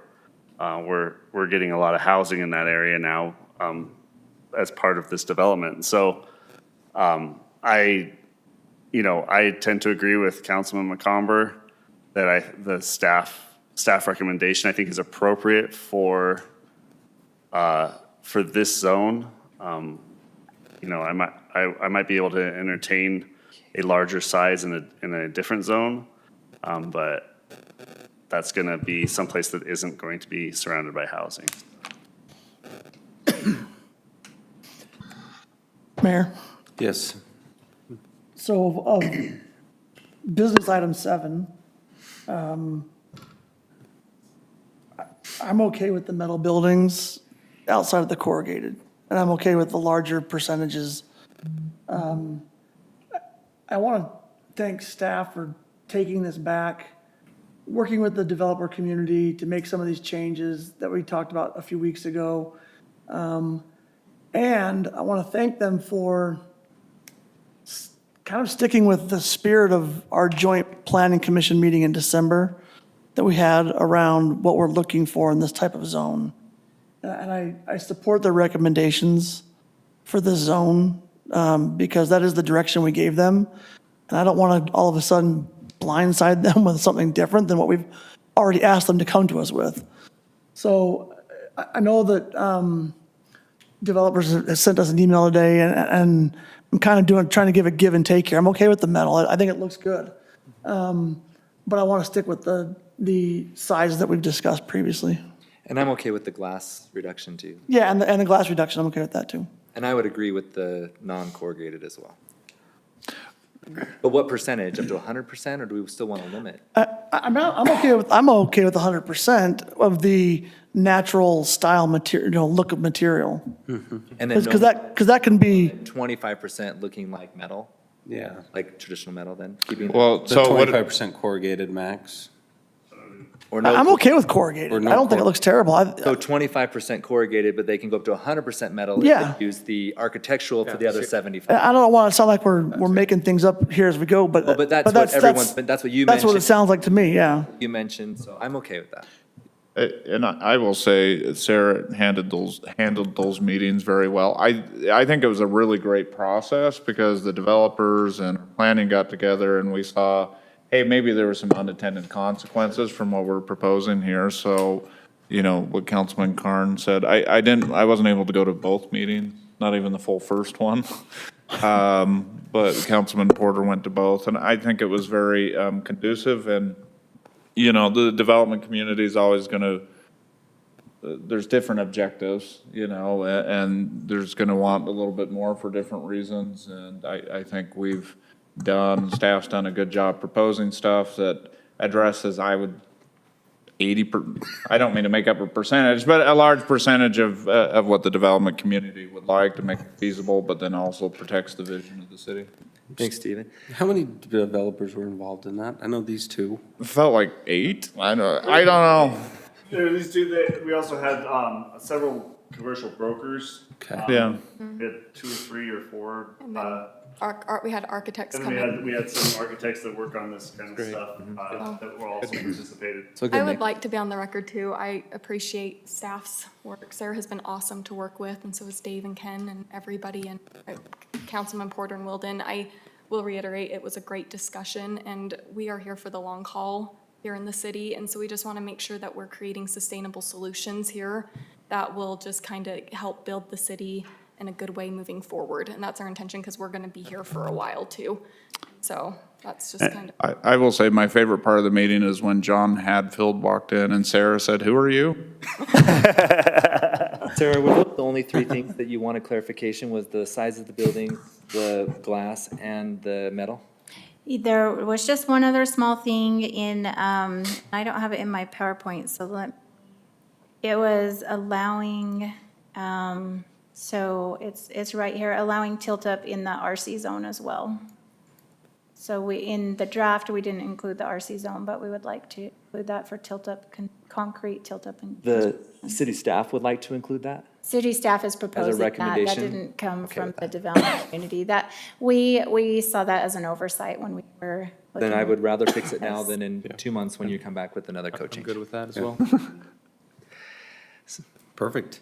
I will add too, as part of those discussions, I think as trying to create a sustainable solution moving forward, I would really, it would be helpful as a development community to be able to see what that light industrial zone would look like, because right now it's, as we kind of had those discussions, it's more of a use factor too.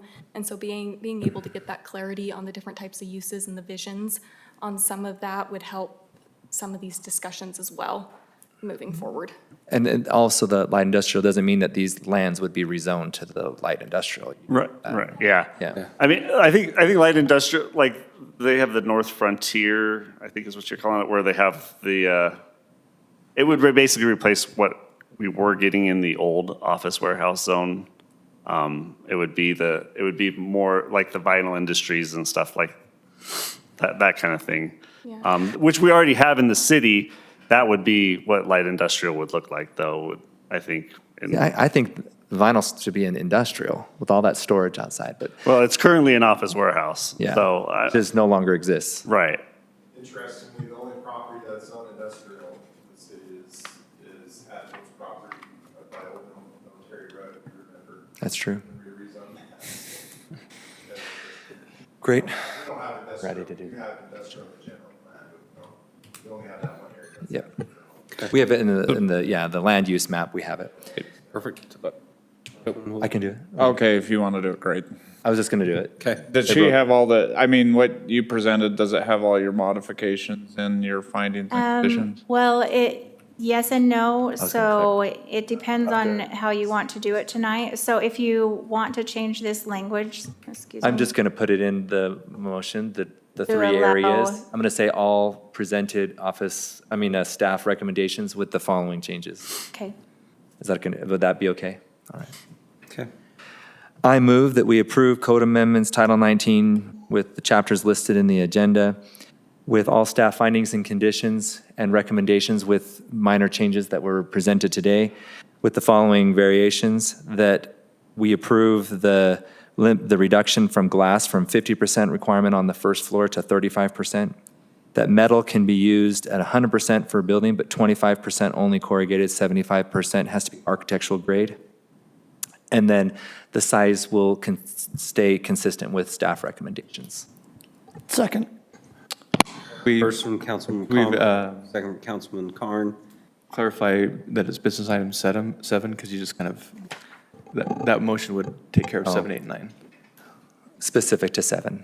And, sorry, I want one small clarification. So right now, the code allows 75% of one material.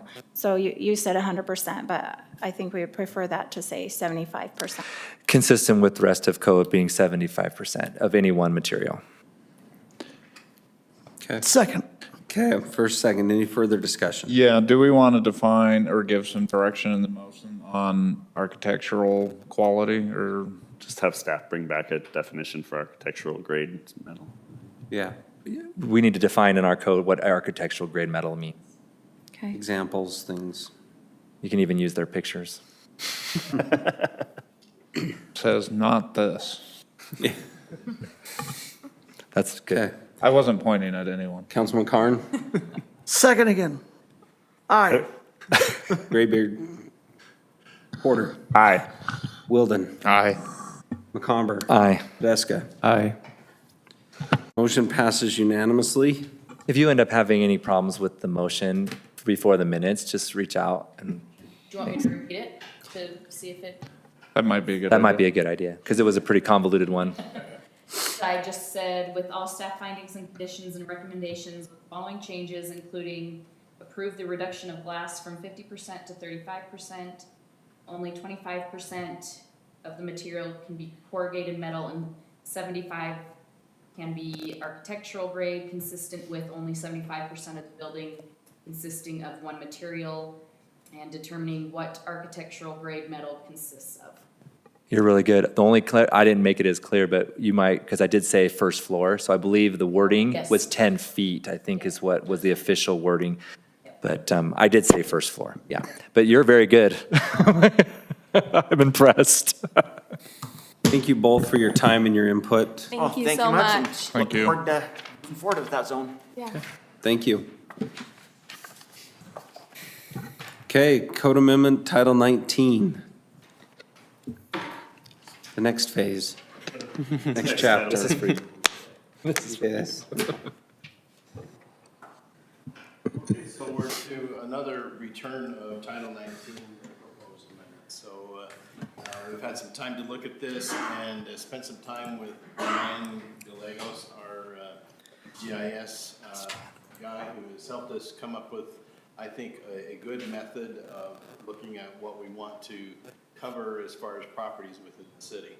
So briefly, here's the current IADU map that we adopted last October. It was based on recommendations that came from HOAs in which neighborhoods thought should be allowed or prohibited for IADUs. There were a lot of concerns that were expressed early on and since that time, and so we did go back. What we came up with, I think, is a much better arrangement. What we're trying to do, or what we are accomplishing with this is, my mic is on. This is. So it's putting the burden to get them. Yeah, yeah. Okay. So we've identified on this map all existing properties. Instead of leaving something blank, we have some color for what its purpose is. So we're identifying in red IADU prohibited areas. So there's verbiage that came from the state that was saying whether it was exempt or not, and we felt like, well, that was the verbiage that we used to come up with what we have. But we felt moving forward, it would be better to identify it as either approved for IADU or prohibited. And so that's what we're using here. So all of the red areas are prohibited, and what that represents is all of our existing developed neighborhoods that have residential properties on them. So we're not identifying all church properties, school properties, streets, roadways of type, easements, parks, all of that stuff that is not actually developable for a resident. So those are what are being shown in black.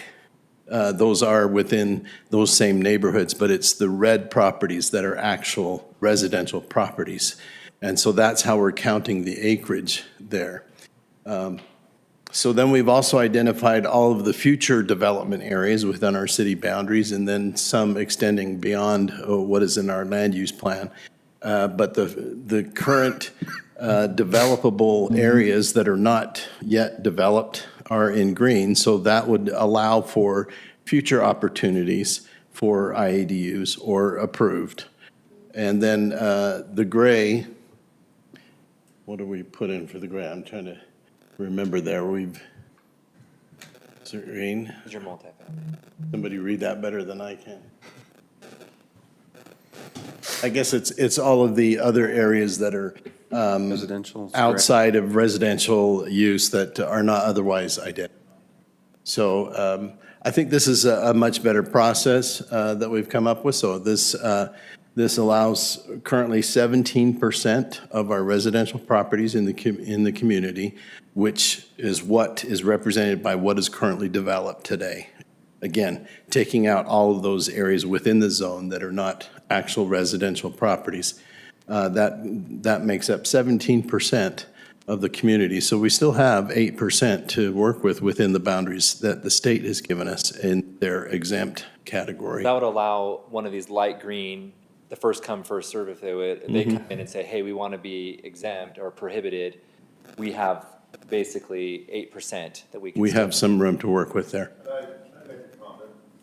Sure. So I think it's clear to everyone in this room what the intent of this map is. I'm not sure it's going to be clear to someone who's looking at this. Remember, it's we can only prohibit it 20% in the city of residential areas. 25%. Right now, if you look at the map, the difference, the dark green is IADU approved. The red is IADU prohibited. I think we just need to make some adjustments to this so it's clear what the intent of this is, that the rest of the city, we're not prohibiting it. I don't think it's clear based on this map. Even with the green, all green is allowed. That looks like a lot. The light green. The light green is. Light green is But non-developed, but potentially approvable. Right. The dark green is That's the problem with this map, is if you're just strictly going off of the green and the dark green, red, it's not meeting the 25%. So I would suggest that we tweak this map somehow to basically indicate what our intent is better. Light green and light yellow, can we just put like residential zoning with single family, IADU potential? Yeah, I think that would be, And then that the would same on indicate the the next one? intent better. Okay. I think what the council's saying though too is that future development, you're not opposed to IADUs because people No, are coming in. sewer's knowing planned what's- for it, we're building for it, We'll right? build road, we'll build the Yeah. roads for it, but we're still also saying that some of this light green can come in, 8% more can then be red. If the developer If requested they a choo- building. if the developer chooses to do so. And then another thing before, I have a concern with, one, as proposed, because, so anytime you make a change to this map, you have legislative discretion. And if you go through this process, it indicates that your hands are tied, basically, if the HOA approves it. What you want to say here is, under one, it's not the process to amend the map, it's the process that the residents can request a map amendment. Residents of neighborhoods can request a map amendment in one. Because you can amend the map pursuant to your legislative discretion anytime. And then also, we need to say amendments to the map may be considered following the submittal of an application. Again, it's your decision. It's not the neighborhood's decision. It's your decision based on a petition by the neighborhood when they go through this process. So we're not making this a referendum type of process. Or Kevin, did you have a chance to process. review this before today? Because I did, and I apologize. I had Fred review this, and I thought we were just looking at the map today. And yeah, our staff did review it. But these sometimes recommendations, I would have just liked to have had them. Fred catches things that I catch, I don't, and I catch things that he doesn't catch, so. You're human? But This is a big one, so obviously probably want to make sure, because with the state overseeing it quite a bit, we really want to make sure that we're dotting the i's and crossing the t's. as I reviewed it, I think it's a pretty simple fix. Under one, we just say neighborhood map amendment request process. So we just add those two words. And then under A, we can just say, may be considered by the council instead of may be approved, may be considered by the council. Okay. And we just make those two tweaks and that will fix one. And then on the map, we need to add the word ADU potential. Yes. And I IAD. think we're good if we do that. I'm comfortable with it based on that. Okay, any other discussion Yeah, I have a few from questions. Podeska? So as far as like for new development, we have built in there under 2A, talking about the infrastructure that's being covered, right? What about existing development? So if a neighborhood opts in and we see that the infrastructure is good at that time, but IADUs actually cluster in that area and it becomes a problem for infrastructure, does the city have any means of, I don't know if it'd be a special assessment to that neighborhood or whatnot to fix the infrastructure in that situation? That's an interesting question. Yeah, that certainly is an option. We could look into that. That's why I think you want to make sure it's still up to the council's discretion to approve that map amendment. Well, because So, we might approve it thinking that, oh, there's only going to be like 5% IADUs in that neighborhood, it should be. But then a couple years down the road, maybe economies or whatever, it causes it to be 40% or 50%. The And all of a economy sudden- causing it. And all of a sudden, we're like, oh, crap, the infrastructure isn't good enough in that area. So how do we, since we've approved them to be able to do that, how do we fix that situation with how it's currently written? That's a problem the entire state's facing. Yeah. It's a very good question. Yeah, I think that's why you want to the extent possible, prohibit it up to that 25%, right? So, and then also leave yourself that discretion. You could say no or yes if there's a possibility to create some sort of special assessment Well, area. because some of it might be street issue where so much parking gets in just a little section of the neighborhood that fire can't get through anymore, or issues there. Road width issues. Yeah. We can always at a future date address or establish a special assessment area, build up the infrastructure or the roadways, whatever, and assess the properties. Mark, I don't know if have we seen the change of our road width requirements to meet the new the state, because ours was smaller than what the state said we had to do? Not yet, Jeremy. We had a request from the council to go up to the state Maximum. Maximum. 32. Whatever the state minimum. Maximum. Maximum is what we want to make our minimum, is what the council's request was, so we can work on that. Okay. We're actually working on a bunch of standard updates that we're trying to. So the road width, up, so just we can- touch with we Mark, can- he knows what we want. We can put that in for the local road.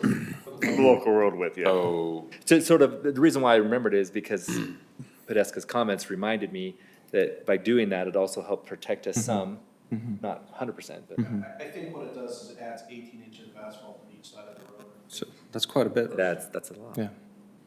I don't remember, it's foot or 18. What, someone just needs to send me what the state law says. I'll get with you. Perfect. one other point was just concern with 1AI. Reason for that is, again, I just want to make it clear that I'm not against IADUs.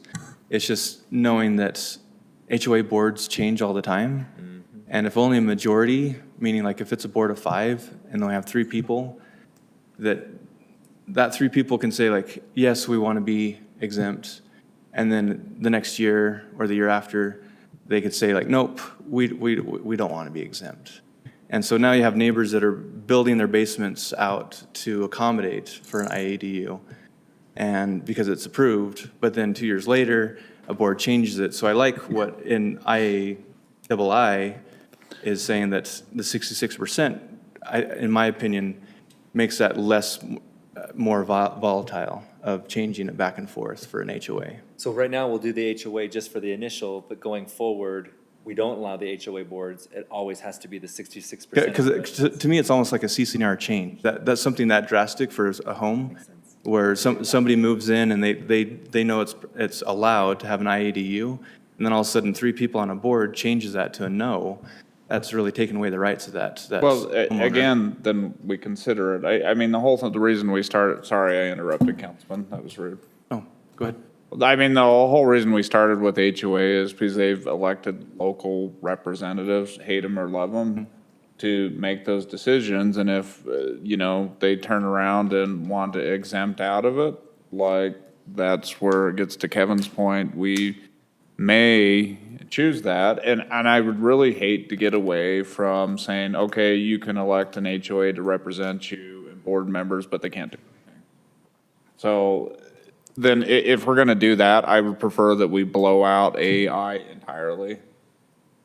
The first I? Yeah, because I don't prefer that we blow it out because I think it needs to stay there. But if we modify it, we're just, for all the large SOA. Well, I think if like an HOA is exempt today, they come in and say they want to be unexempt.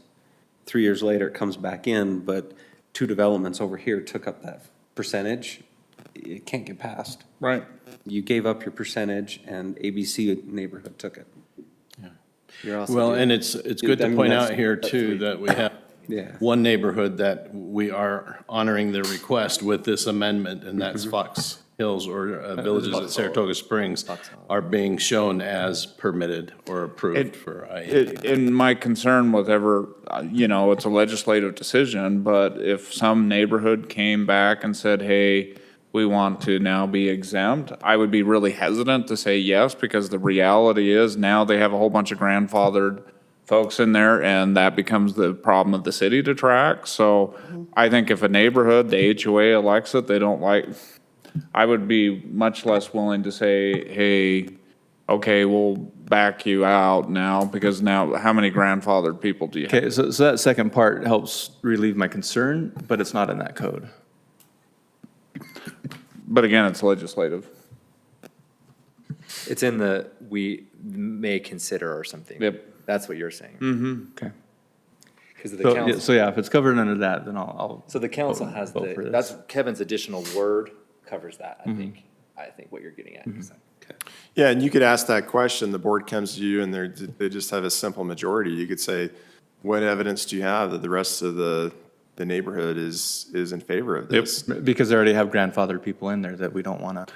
Yeah, so that's, you can look at it another level of skepticism when they come in. Or the HOA comes back and, hey, 3 out of 5 voted for this. Well, we may consider it, but we're not comfortable that 3 out of 5 residents out of, 4,000 or 2,000 people voted for it, so get us a larger sample size. Great, yeah. So the word that Kevin added, I think, covers it. Perfect. Thanks, guys.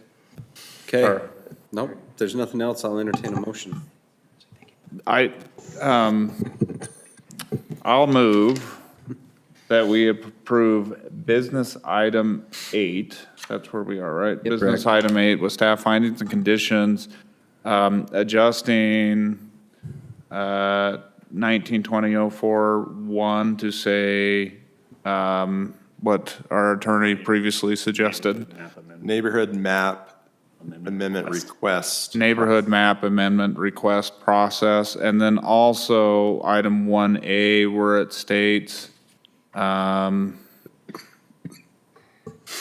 I lost it. I remember you talked about it. Was that the may be considered? Maybe approved, change that Maybe. to may be considered by the city council. Yeah, where it says may be approved, following to may be considered. And then also on the map where it states residential zoning with single family, adding IDAU potential, and also the yellow with the same verbiage. Did I catch it? I have a first, second from Councilman McComber. Clarifying question. Yes? On maybe, in the 1A, where it's maybe approved being switched to maybe requested, Maybe considered. maybe considered, it's saying following the submittal of application by either. Is the process being that it's being considered by city council Yeah. and not staff, or not just only staff? This is a council. Okay. Yeah, if you look at that last sentence, before 1, I don't know if you can go back to that, where the existing language is. That's where it is. No, you're adding that language. No, may be No, I'm approved. talking about the current code, that's current law. Okay, let me No, pull this that up. isn't current law. This is what we're adding. Yes, to I the understand. As far as it's like clarified. What I'm that saying that is it's- the sentence before 1 says may be considered, it's considered by the council. Okay. Well, You're making the decision, not staff. Up above it says the That approved addresses your- location may be modified, blah, blah, blah, by the city council. Sounds good. Right. Perfect. Okay.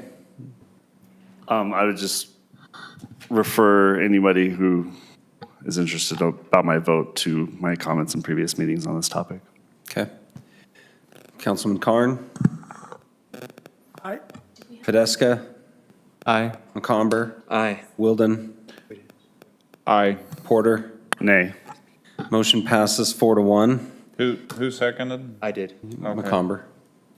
Okay, I think when people come in to apply for an ADU, Chris Carr needs to fact check that they have not complained about traffic, population, density, and if they have, we have a shaming website like the state. We use the camera for passport office and we put them on Facebook. Yeah.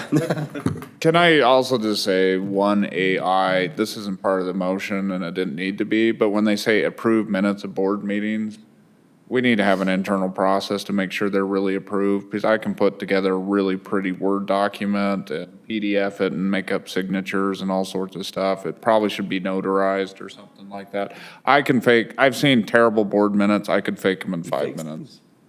So. What? Did you canvass? I've never done it, to be They don't clear. have Kayla as their minutes person. Right. Saratoga Gate? I just, procedurally, like, I would say it needs to be notarized or something like that and signed by the president where they're witnessing it. Okay, President of the United States or just. The HOA. perfect. The leader of the 66% of the residents. Well, that's different. I don't know how you do that. Code amendments for Title 19. Mayor and council, this is a city-initiated application dealing with Chapter 1916, 1918.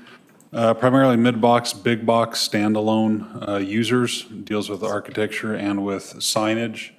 So the first one would be, well, go back, the code right now requires anytime there's the side of a building or a front of a building or back that faces a public street, you have to have that glass requirement. And so this is brought to our attention, working with a potential big box user, that it didn't fit with what they're looking to do. And so what we have drawn up here is, again, it would be very specific to mid-box, big box user. And that if it's a standalone building of 50,000 square feet or greater with a single primary tenant, that requirement would not have to be followed. But they would have to have other architectural elements in place with the windows and or glass doors. So they would have to have at least an awning or a canopy, and they also must include roof line changes and horizontal articulation on that. I think the whole point of the glass windows is to create diversity, so they can meet it with some other way, whether it's an awning, fake windows. Some buildings, they'll do the fake window and it's just solid behind. So I'm okay with this. And we've had builders approach us for that when we give them these requirements. I believe that's called spandrel glass, where it's a fake, faux glass. You can't see into the building. The second one would be for signage, where it would apply, again, it would be on a primary sign, or excuse me, the way the code's written right now, most businesses, you have a primary sign, 2 secondary signs. If you have 2 main entrances, you can have a second primary sign. So this change would allow, and those signs right now cannot be on the same elevation. They have to be different. This would apply to a building if a single user building, the building would have to have at least 400 lineal feet, and those secondary signs can then be brought toward the main facade along with the primary signs. It's okay, because most of the buildings have done this anyway, regardless of code. Starbucks, US Bank, on the Smiths building. I'm just saying, they've already done it, so. Okay.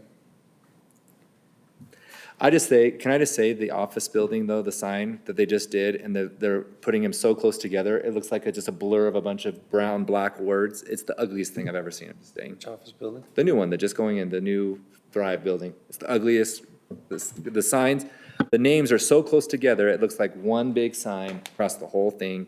You can't see where one is differentiated from another.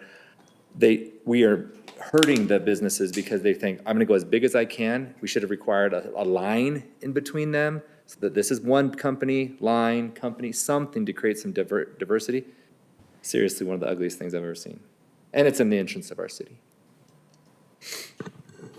Were there any other issues, Dave, with the sign code? No,